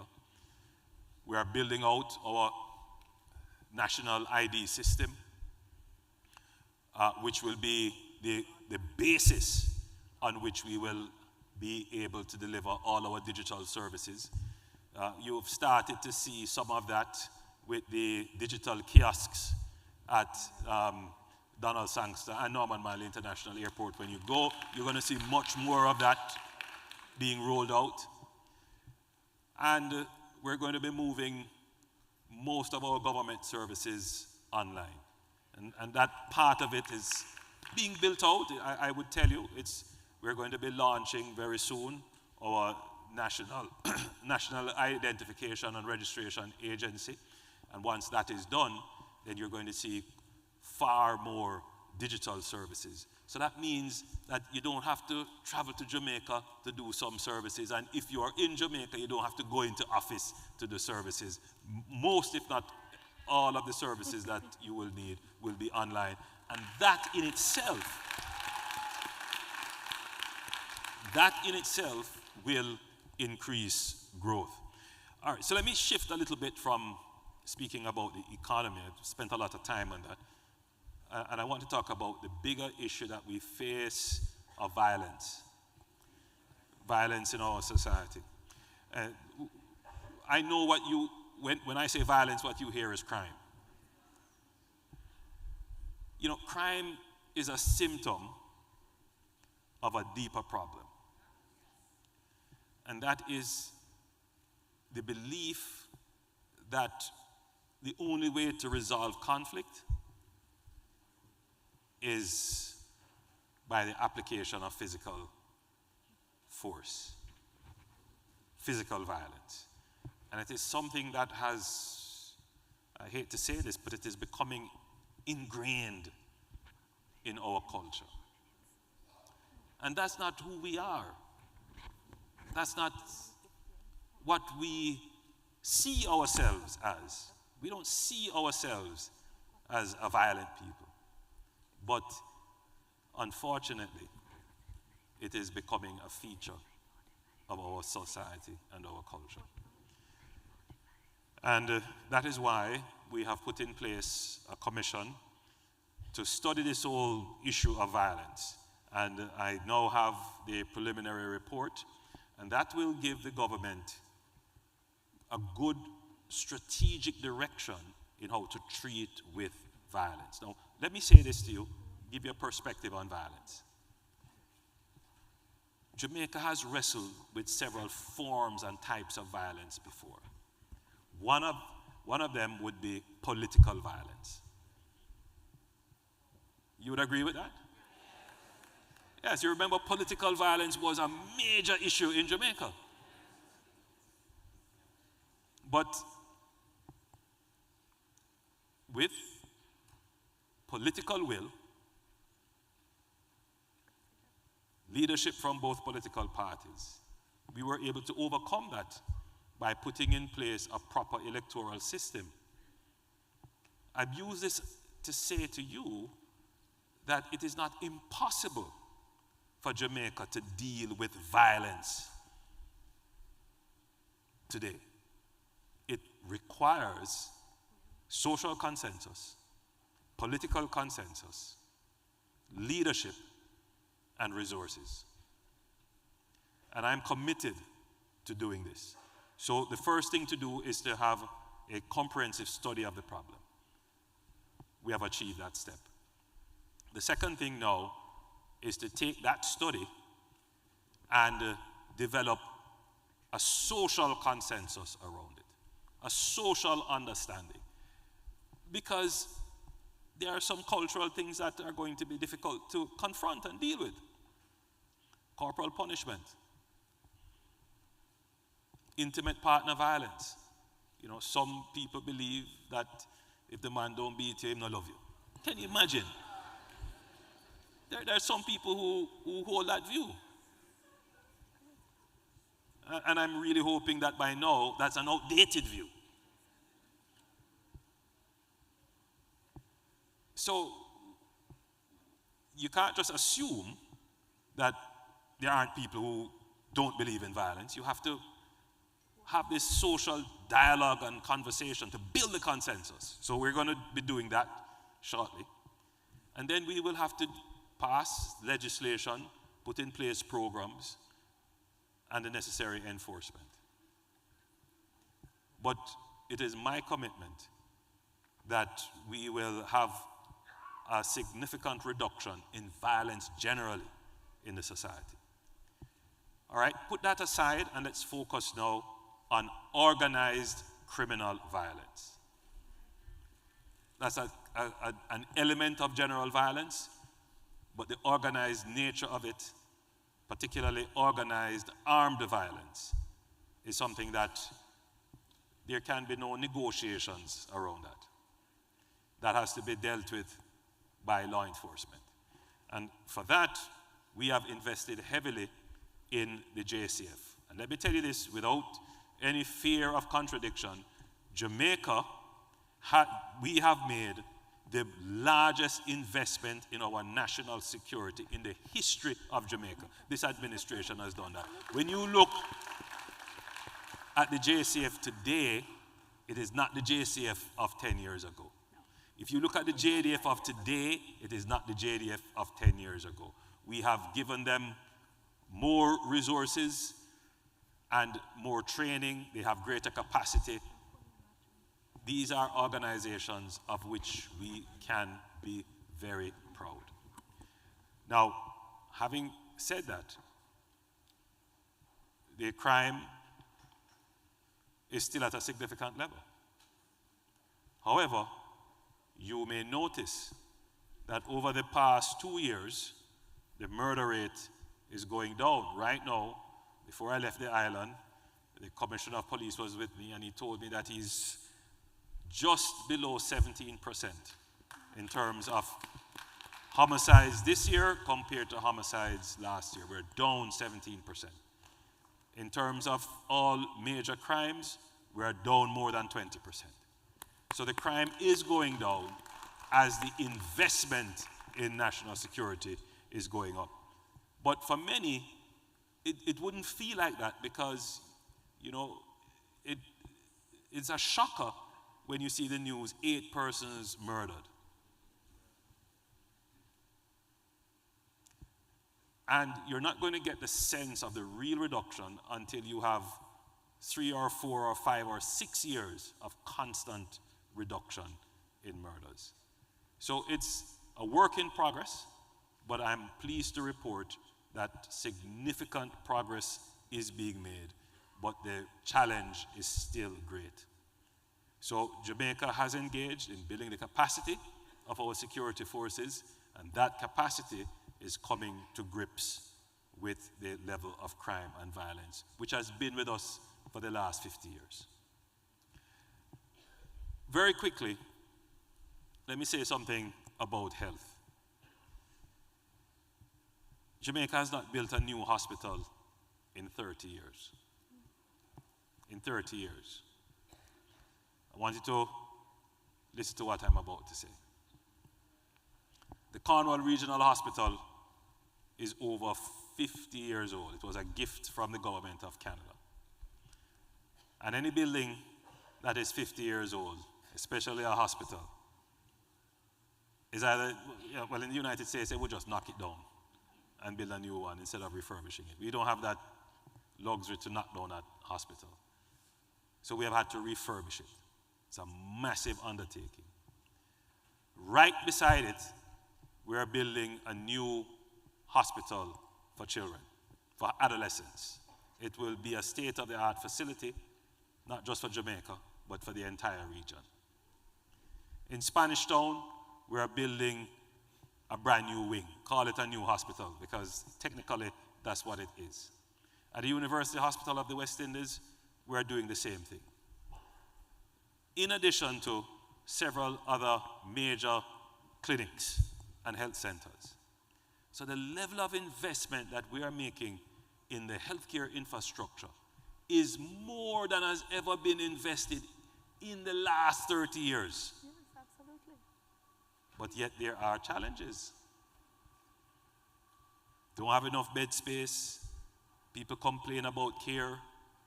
I get those complaints and we take them seriously. So in addition to the infrastructure, we're also making investments in improving the quality and care of our health personnel. Just a few weeks ago, we announced a scholarship program where, remind me, it's close to 600. 600 Jamaicans will get scholarships to help them in their education in healthcare.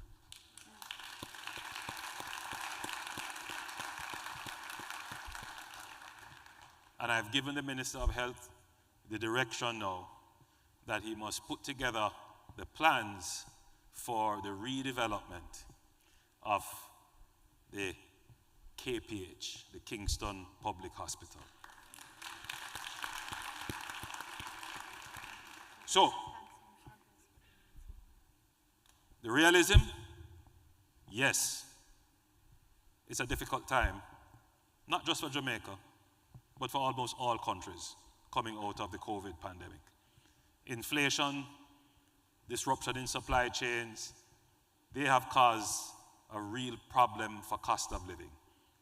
And you here all can understand that issue. Our history of not having an economy that supports long-term, uninterrupted investment in capital and maintenance of our infrastructure has resulted in us having substandard service in many areas.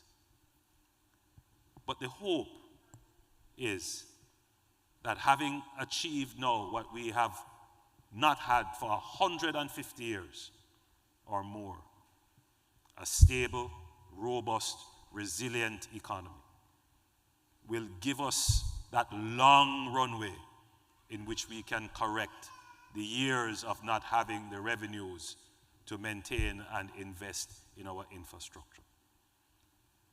The next step for Jamaica is to become the Caribbean tiger. You know, we had the Asian tigers, these economies that were growing.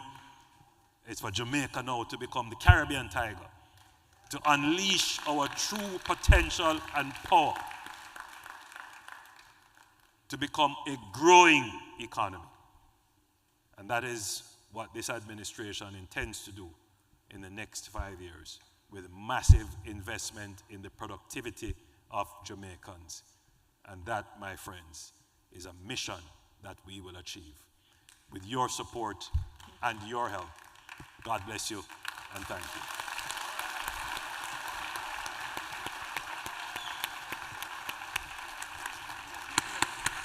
Thank you. Thank you, PM. Thank you. And so before we get into the Q&A, I'll allow the PM to just have a sip of water. Sorry, how long did I go?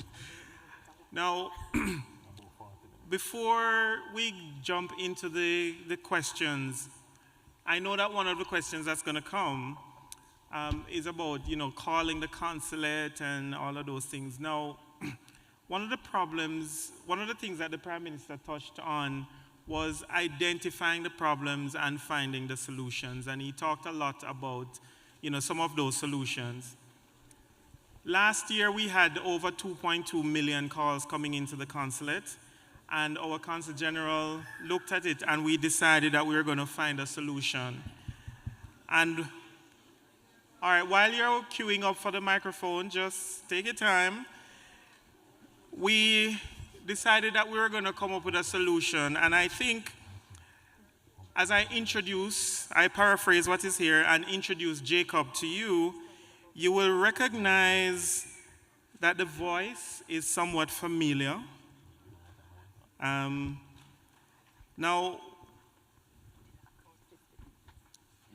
Jacob on the screen, please. Now, the thing is, we have, as the Prime Minister says, we have to use the technology that is at our disposal to solve a lot of the problems.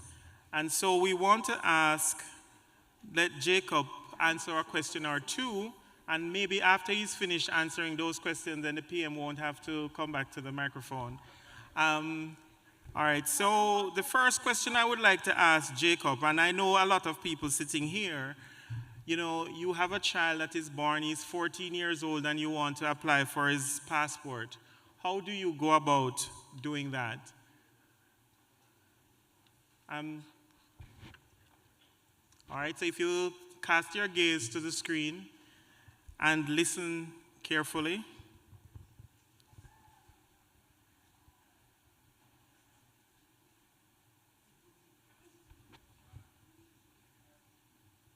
Now it says Jacob is thinking.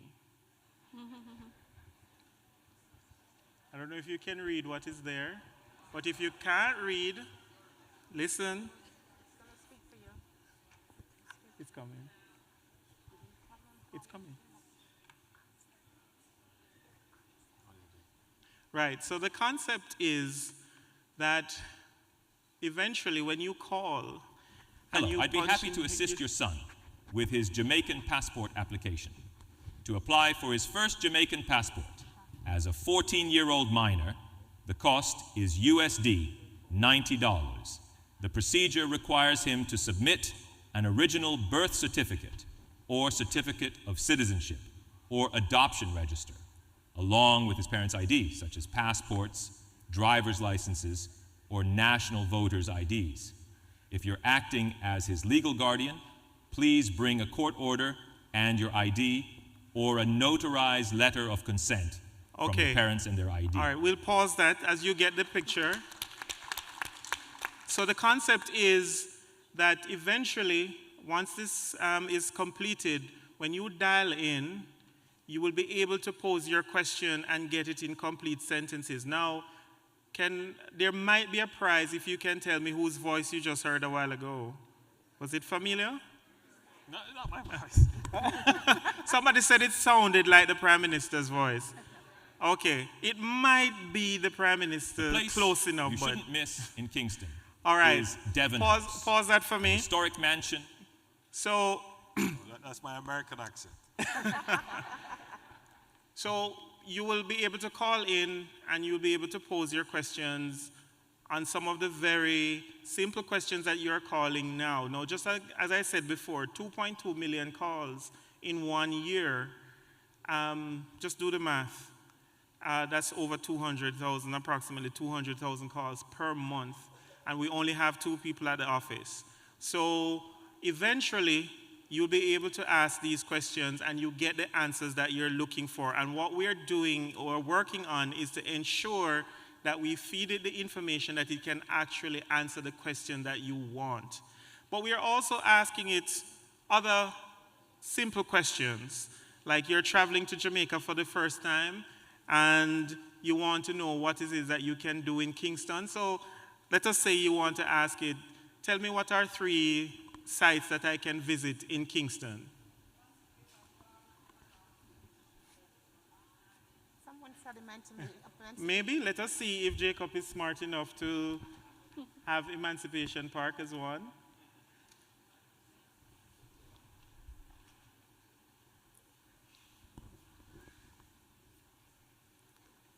It's taken a little while to do the voice. If you're planning to visit Kingston, I highly recommend 3 sites you can't miss. Devon House. This historic estate is a popular tourist destination and features stunning architecture, beautiful gardens, and a museum showcasing Jamaican history and culture. Devon House is one of the island's most impressive examples of Georgian colonial architecture, built in 1862 for George Steeble, Jamaica's first black millionaire. The house has been beautifully restored to its former glory and now serves as a museum, offering visitors a glimpse into Jamaica's rich past. Visitors can explore the opulently decorated interior, see exhibits on Jamaican history and culture, and enjoy the lovely gardens. Please let me know if you need any further information. All right, and then if you need information, you can ask it more. But we just wanted to introduce that to you so you understand that we understand what you're going through calling and that we're working to fix the problems. And again, I just want to lean back on what the Prime Minister says. We know that there are problems and we're working to fix them. Now, I believe that after the extensive presentation by the PM, we don't have any questions. They just wanted to say, let's go. All right. Okay, so we'll take the first question from the floor, and Ms. Reynolds, the lady in front of you. Good evening, Prime Minister Holness. Should we address everybody? I'm gonna make it fast, yes. Consul General Wilson and Minister Johnson Smith. My name is Shari Linton, Esquire, and I am a Jamaican American. My parents were one of the first people to import goods from Jamaica to South Florida in the early 80s. So we understand the importance of importing goods. I own a tea company and my family currently makes drinks like Roots Drinks and Irish Moss, right? So my question this evening is, with the rapid growth of platforms like Alibaba that makes it easy to import goods from China, how can U.S. businesses connect with Jamaican growers and suppliers to make wholesale and bulk purchases, which can in turn stimulate the Jamaican economy? All right. All right, thank you for that question. Well, there's actually some work that's being done in that regard. I know that there have been 1 or 2 private sector attempts, but to get the mass use of their platforms hasn't really happened. But I did meet someone earlier who had was it eatjamaicafood.com? Yes, Yes. he's here. Who is launching a platform to do just that. Perfect. Eatjamaicafood.com. Please, if you're here, please tell me if I'm getting your name right. Eatjamaica.com? All right. Yeah, and he's doing just that. So he's buying in bulk from different suppliers. They're consolidating here and then shipping to you wherever you want across the world. That's his thing, and so it's I mean, it's incredible that you asked that question. Well, that's great. If anybody knows him, please introduce him to this lady quick. Yes, Shari's tea will be a big customer. Thank you. Have a good evening, everybody. The next question, Mr. Burke. Okay, good night. My question is directed to Mr. Holness and Ms. Johnson-Smith. So, as a passionate resident, I would say, of Jamaica, I have been here for a number of years, since I was a teenager. I'm 44 years old now, by the way. What measures are you guys putting in place in the construction industry to ensure that there's proper oversight, a proper oversight body to protect us returning residents? Because I returned to Jamaica last year, November, and I bought into a brand new community in Ocho Rios, and I have been just plagued with a number of issues. Mold, if that was here in the US, they would have closed down that place entirely, the entire place. And I have done everything possible to try and get the developers to remedy the issues to no avail. So what I have complained to the local municipalities, NEPA, they've all come in and look at my property, and no one has yet to reach out to me. So what measures are you guys putting in place to protect us as returning residents going back to Jamaica who are coming in heavily to invest? Because I own 4 properties there and I have issues with almost all of them. But this one is the worst. Thank you. Very important question. And, you're not the only person who has complained about rogue developers. Now, just to be clear, my knowledge of the industry, based upon the portfolios that I hold, there are a few developers who have given a bad name to the industry. But you will also know that there are several good developers, reliable, trustworthy, people with good reputation, that build high quality homes comparable to anywhere in the world. Now, the circumstances that you have mentioned has come to my attention based upon where you've said you have purchased. And what I could do is if you could give your name and contact, I will have a direct look at your circumstances. Thank you, sir. All right, thank you. And just a reminder. Can someone take his contact? Huh? Yes, Mr. Burke, can you take her contact information? Sorry, just to be clear, that developer is a private developer. It has nothing to do with any government-sponsored or government-built housing scheme. That's a private developer. All right. Sorry, sir. You'd have to join the line. No, I'm sorry. We have a limited time, so we can't do a follow-up. But take the information. All right, Ms. Burke, Ms. Brown, and just remember, ladies and gentlemen, no, I'm saying take the number.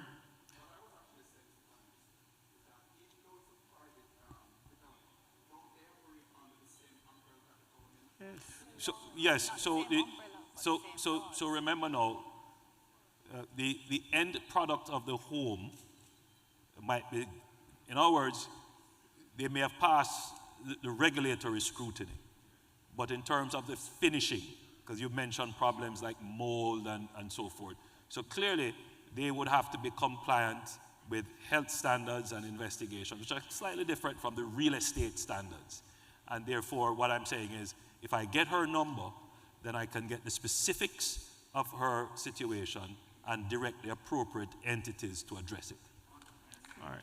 Thank you. And just remember, ladies and gentlemen, keep the questions short. We have a limited time, and we have to go. Ms. Brown? To the Minister and our Prime Minister, thank you for your informative report on the development and growth of our island. My concern, because everybody has a pet peeve, so to speak, we cannot have, we can't have growth and development in so many areas of our country and moving forward unless we also consider the environment. And I've not heard either of you talk about the environmental impact of roads and developing and water and all the things that are really critical to the continued success of our country. Can someone speak to the environment, please? Thank you. And I really appreciate all you've said. Thanks. Very powerful question. Very important one. And in fact, that's why I'm here for the Summit of the Future. It's about ensuring that whatever we do is sustainable. And indeed, sustainability is an important part and indeed has been mainstreamed into what we're doing. So I wish to assure you that consideration and protection of the environment is paramount for the government. All right, thank you. Before I go to the next microphone, Minister? No, it's okay. I just realized the number of persons. But Okay. if I get to zero after, I'll share some more. Okay, all right, sorry. Mr. Prime Minister, one of the questions fielded, well, the summary of it, what steps are being taken to integrate agricultural science in schools and improve facilities to engage students in modern agriculture and technical education? You know, that's a question that we could easily answer. But what I would say to you is, let's take the questions from the floors. Okay. Call one. All right. So the answer to that is yes, that is happening. It is happening, and there is investment in Bodles, the Agricultural Research Center. There is a lot happening at CASE in poultry expansion and agri-science. Ebony Park at Hart, etc., has a whole new set of technologically based courses in climate smart technology as well as organics and other good things are happening. But I agree with Prime Minister. All right. Say the people on Mr. Reid?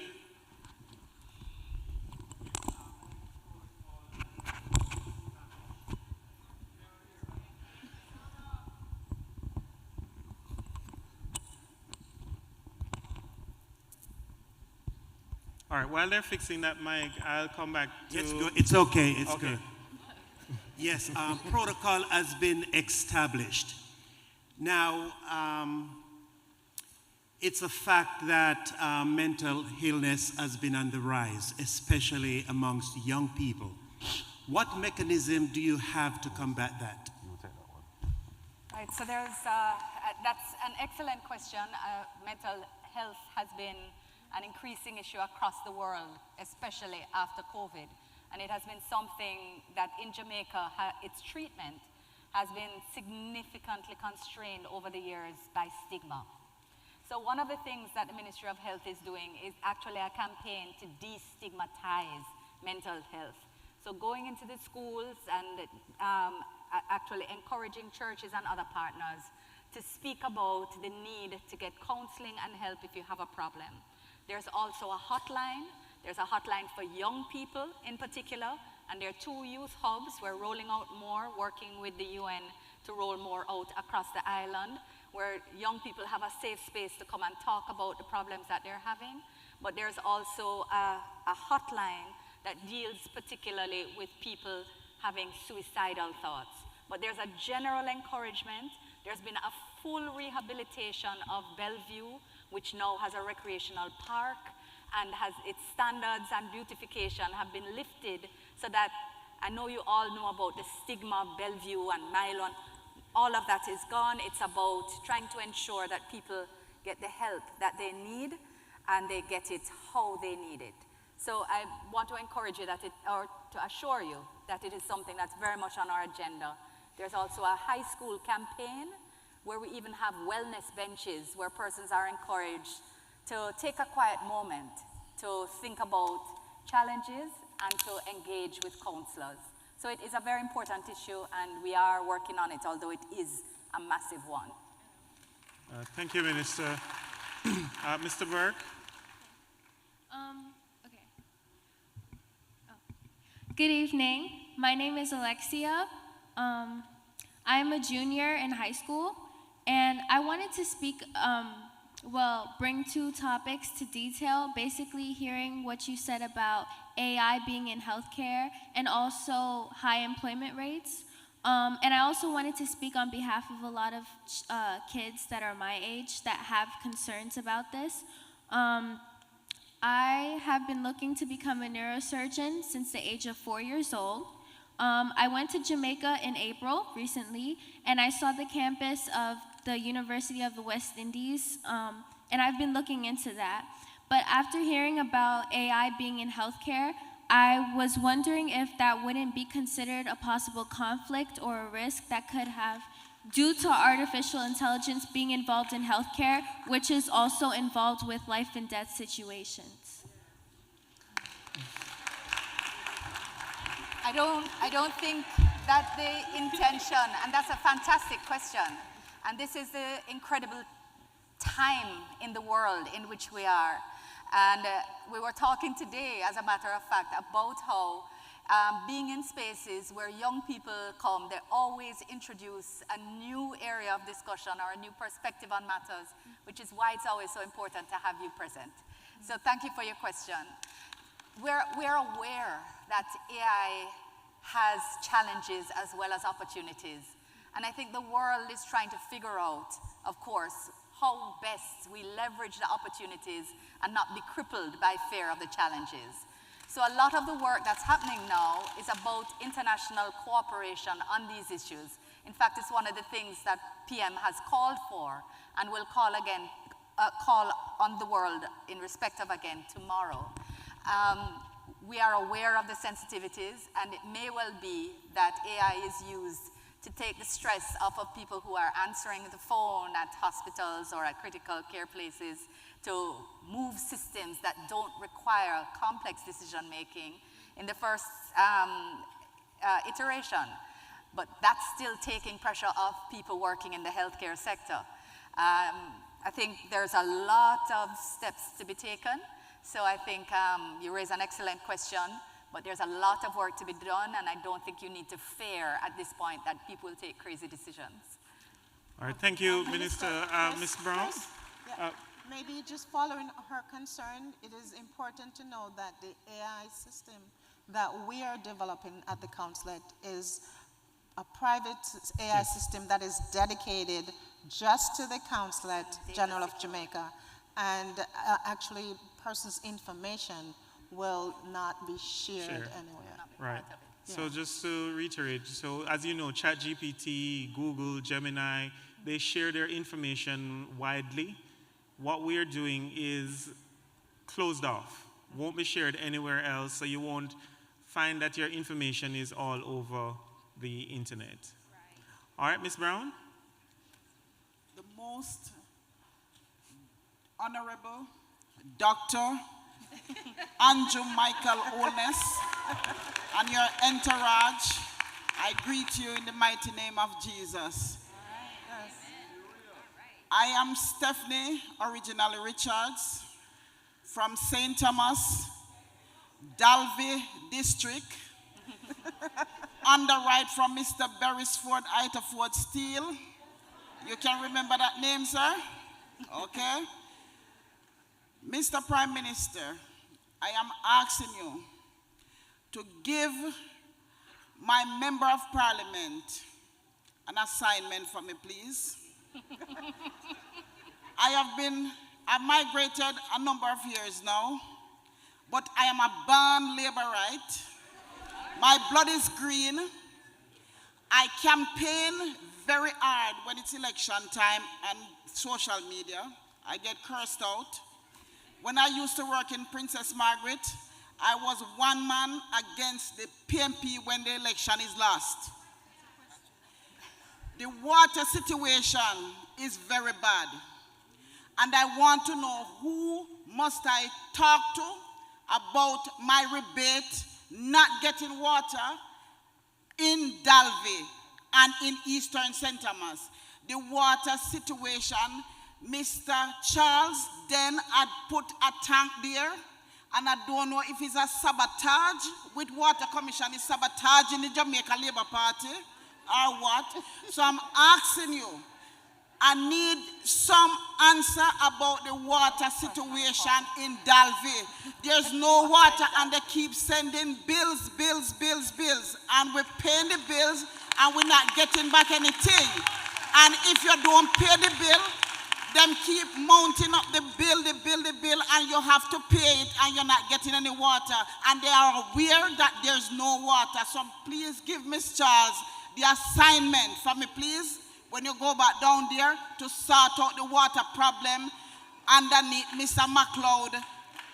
Watch. Well, listen. Thank you.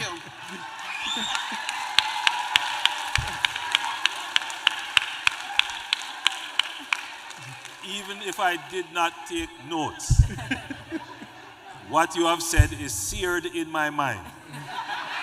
So when I go back, I am going to look up the water situation in Dalvey and see how best we can alleviate the circumstances there. I appreciate very much your very strident advocacy for your community. God bless you and thank you.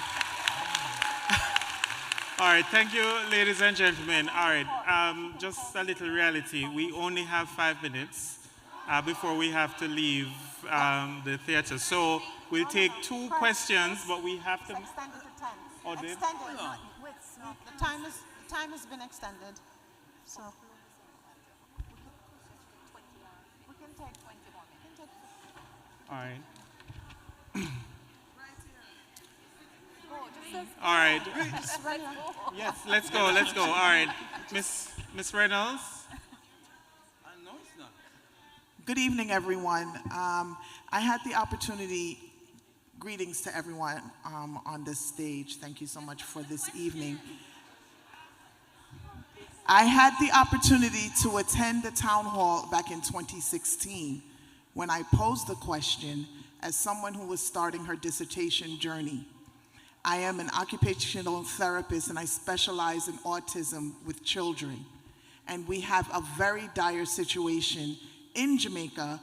And I asked the question years ago about how we can repatriate professionals into the special education system, because I had the opportunity to visit and lecture at UE in 2016 when I met 2 out of only 3 working occupational therapists in special ed.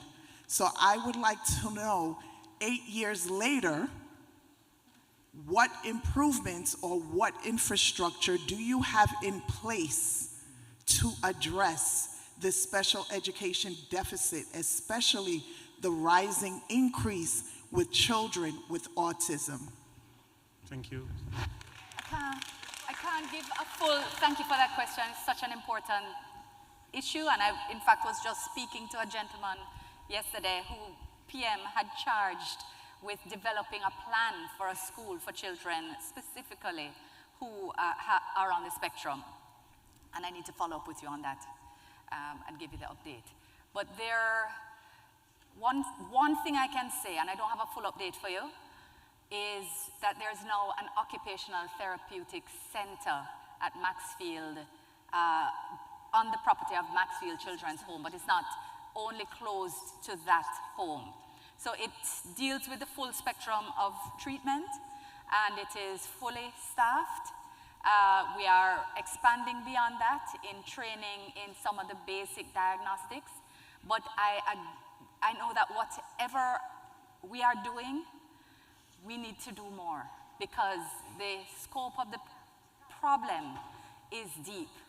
Another thing that we do have is an enhanced shadow program where you can apply to the Ministry of Education in order to get a shadow identified to help your child who is in school.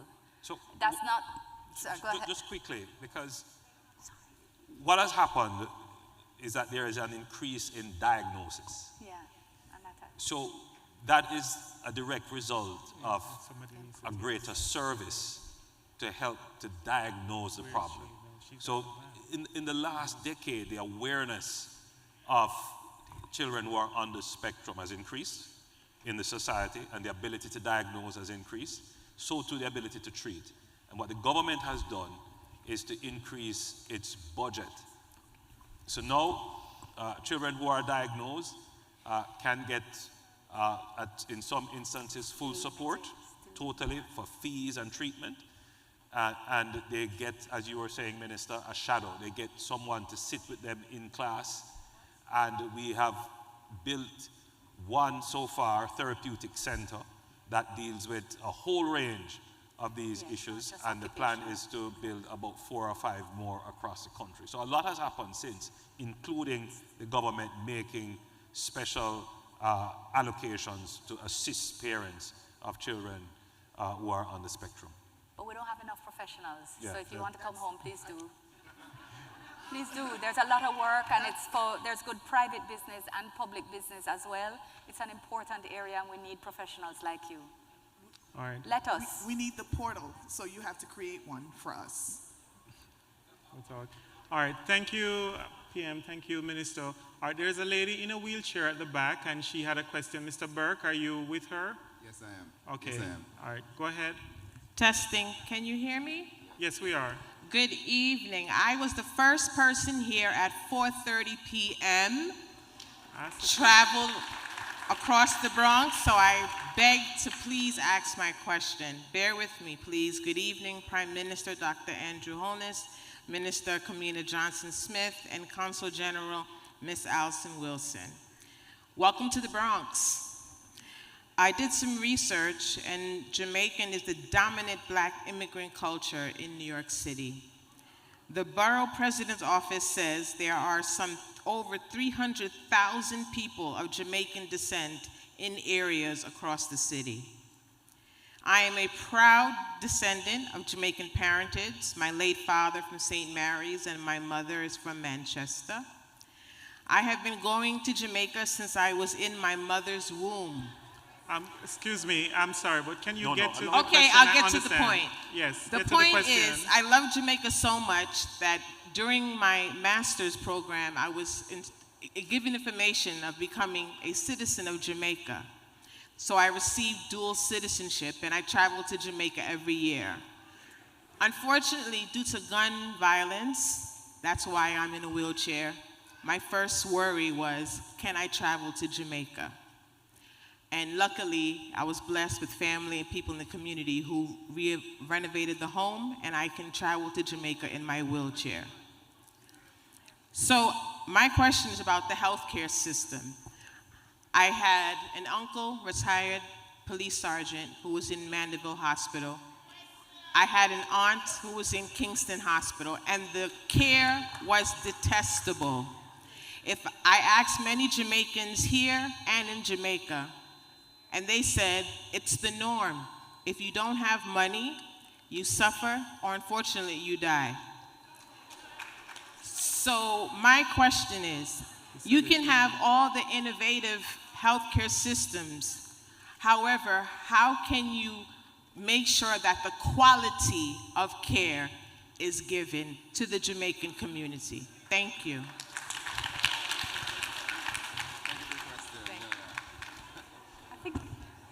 I think the Prime Minister was speaking about that earlier, and I spoke about that as well. This is the training that's taking place. There's also a culture of care that Minister Tufton has been speaking about, so that to recognizing that there are challenges in the system.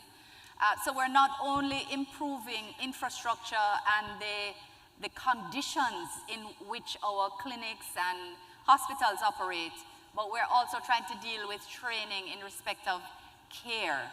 So I clearly can't speak to a specific circumstance, and I'm very sorry to hear about it, but I don't think there are specific issues that we could take further today. All right, thank you.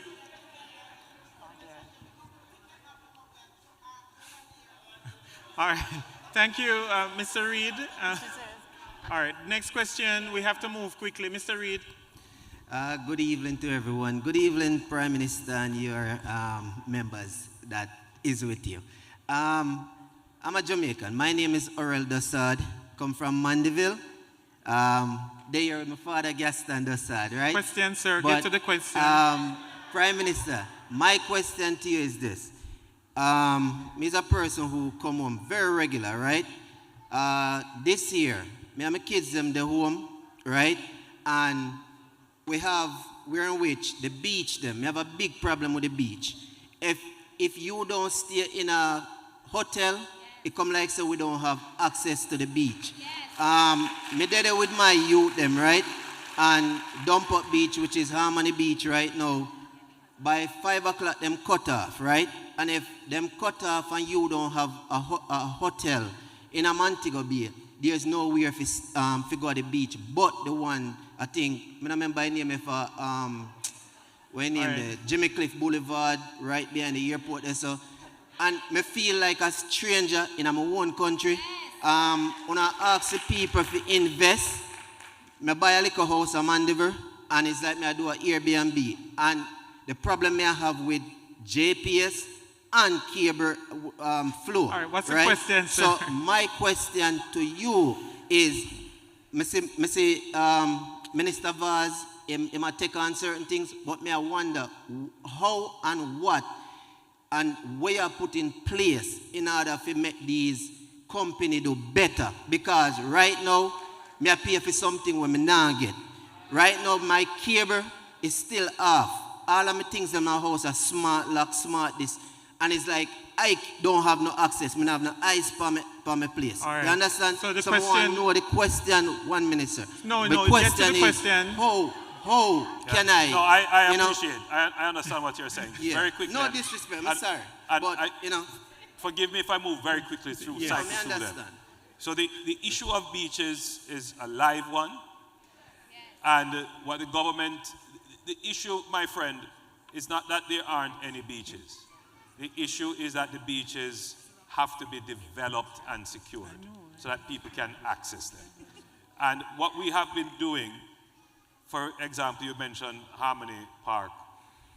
I don't know how many of you have gone to Harmony Park and seen what we have built there. It's a lovely facility. And we're going to be building all around Jamaica access like that. Now, the closing time might be an issue, so I can appreciate what you're saying. I'll look into that to see if you can extend the closing time. But even if you were to have beaches open for whenever, for whatever time, there is still the issue of security and sanitation and so forth. So we are making investments in our beaches. And I want you to be assured that those investments are all going to be free for public access. In terms of the utilities and the standard of service that they are given, the utilities are regulated independently by the Office of Utilities Regulations. We have noticed, however, that there is a fall off in standards. And we have been putting pressure on the OUR and the utility company themselves, in particular JPS, to improve their standards. You have mentioned the activities of Minister Vaz, who has been very strident with JPS, and we have gotten some results there. We will pay some attention now to the internet companies and the telecommunication companies to ensure that the services that they are mandated to do, they are actually delivering them. Okay. Thank you, PM. All right, so Ms. Brown, we'll come to you, but ladies and gentlemen, we have to wrap up very shortly. But one of the things that I want to ask you to do is we're going to reopen the form that we used to collect the questions before, so that you can send the questions that you have that you're not able to ask of the Prime Minister today. And if you have an email address, put that email address there so that we can share it with OPM, and the Prime Minister's office has committed that they will seek to answer as many of those questions directly to you. All right? So let's move to the next question. You skipped me. Greetings, excuse me, we're going back and forth, so he's next. I think you all need to have a Morant Bay rebellion in here. The Prime Minister didn't come to take questions from all of us. He was just come and filibuster the time. Now, Prime Minister, this is a foreign affairs question to you. All right? Now, I don't have to lecture you on the history of African people in the Western Hemisphere. Why didn't you stop this labor right from filibustering the time? You questioned me about... You didn't stop her? Excuse me, sir. Get to the question, Yes. please. Now, why don't you all have some respect? This is why Jamaica is the way it is. Because you have no respect for yourself. Now, yes, my question to you, Prime Minister, is this. You know the history of Haiti, our family, our African people in Haiti. I don't need to lecture you on that. The history is there. Now, the United States has had its boots on the necks of the African family in Haiti for hundreds of years. The amount of invasion and the massacres that has taken place in Haiti at the hand. I'm leading up to it. The amount of massacres that has been perpetrated on our family in Haiti to this day. The question I'm asking you is, what were the incentives that caused Jamaica, that traitor in Kenya, Ruto, and the rest of the CARICOM people to be sending mercenaries or Buffalo soldiers into Haiti to brutalize our people? Right? The United States don't want to do that dirty work anymore. So they hire out Quislings to go there and to murder and to massacre our race, our people. I want to know, what is the incentive for you leaders to take on such an assignment? That is my question to you. My friend, I respect your perspective, but I disagree wholeheartedly with what you have said. Jamaica is not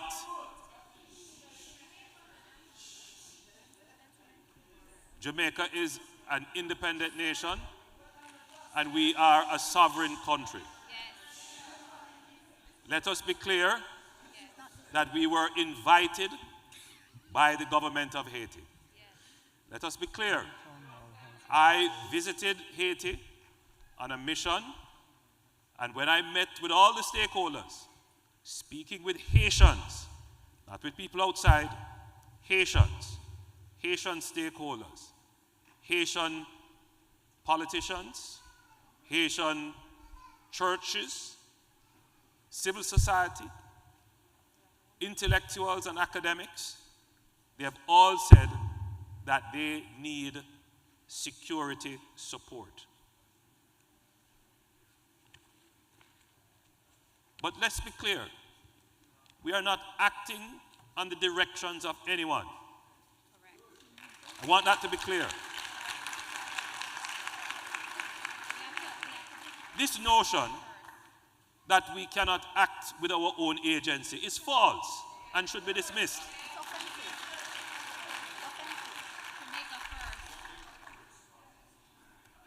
We are sending support to Haiti because we have solidarity with the people of Haiti. They have asked for our support. But let us also be clear that it is in our interest. Guns come into Jamaica from Haiti.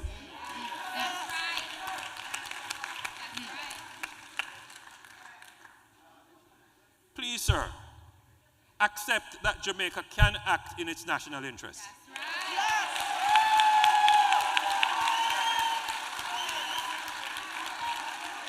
All right. And it is about time that black countries and black nations support each other.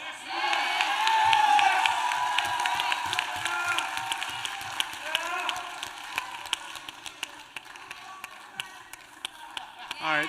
Thank you, Prime Minister. All right, we go to that, Mr. Burke. The last two questions, Mr. Burke and Ms. Reynolds.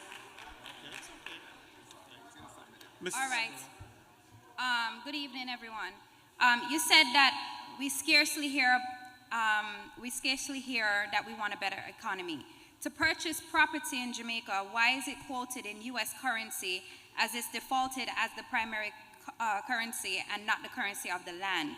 The prices in U.S. currency is not feasible to Jamaicans that want to return home.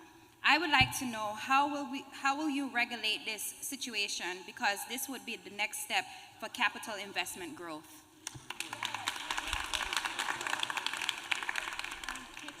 Just to be clear, that for a property to be sold in Jamaica, regardless of whatever price is quoted in US, when it gets to the tax office, the prices are in Jamaican dollars.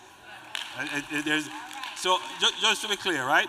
So this is a private transaction between two persons. The government can't intervene and specify. It's because we do have a free market, essentially. But your underlying point is, why is, property cost so high? Why is the real estate cost so high? And again, I will point this out to you. Because there is great demand. Be frank with you. I give you a respectful of the time. We have built a housing development and we have advertised 500 houses for sale. 26,000 persons sent in applications. There is 100,000 housing deficit in Jamaica. So if you want an industry to invest in Jamaica, real estate and construction, because the demand is there, and not just from Jamaicans, but for Jamaicans living overseas. What we would love is more efficiency in construction, innovation, and technology. So I'm throwing it out. If you want to invest in Jamaica, real estate is the place to invest. All right. Thank you, Mr. Prime Minister. So the last question goes to the lady by Ms. Reynolds. Good evening, ladies and gentlemen. Good evening, Mr. Prime Minister. My name is Kishelle Davis. By profession, I work on Wall Street, and I'm also competing for Miss World America. My question is to expand on your point regarding diversifying the Jamaican economy. Looking at Singapore as a case study, between 1964 and 2022, the Singaporean economy has expanded from 468 million to currently in the billions. A major contributor to its economic growth is within its financial sector that contributes up to 13.5%. Regarding Jamaica and growing the economy, what plans are in place for Jamaica to become a financial hub of the Caribbean to even include South America? Go ahead. I will ask the question again. What plans are in place for Jamaica to become the financial hub of the Caribbean to include South America? All right, so let me be clear with you on this. Jamaica is already the financial hub of the Caribbean. Jamaica, you may not know this, but Jamaica has the most advanced financial sector in the entire region. Let's be clear on that, including the Dominican Republic. Jamaica's financial sector is really set to become the leader, not necessarily in Central America, but even in Central America, except for Panama, our financial sector has really done well, and we continue to strengthen it. And in fact, our economic stability has lent quite a bit of financial stability to the financial sector. And it is going to become an asset for Jamaica. So my answer to you is yes, we are already on that path. All right. Thank you, sir. Thank you so much, and thank you, Mr. Prime Minister. Ladies and gentlemen, unfortunately, we have to exit the building by 10 minutes to 10. We have to exit the building, so please, ladies and gentlemen, if you registered for this town hall, I will share an email with you with the questions, and you can send your email. We'll forward them to OPM and the Prime Minister's office through Minister as well. Can we send to you as well? Send to OPM, just send to one Okay, so we will send them all to OPM, and we'll seek to have the answers to your questions. So again, thank you so much for coming. Again, thank you all for coming, and get home safely. And I hope to see you again maybe next year. God bless you all, and thank you.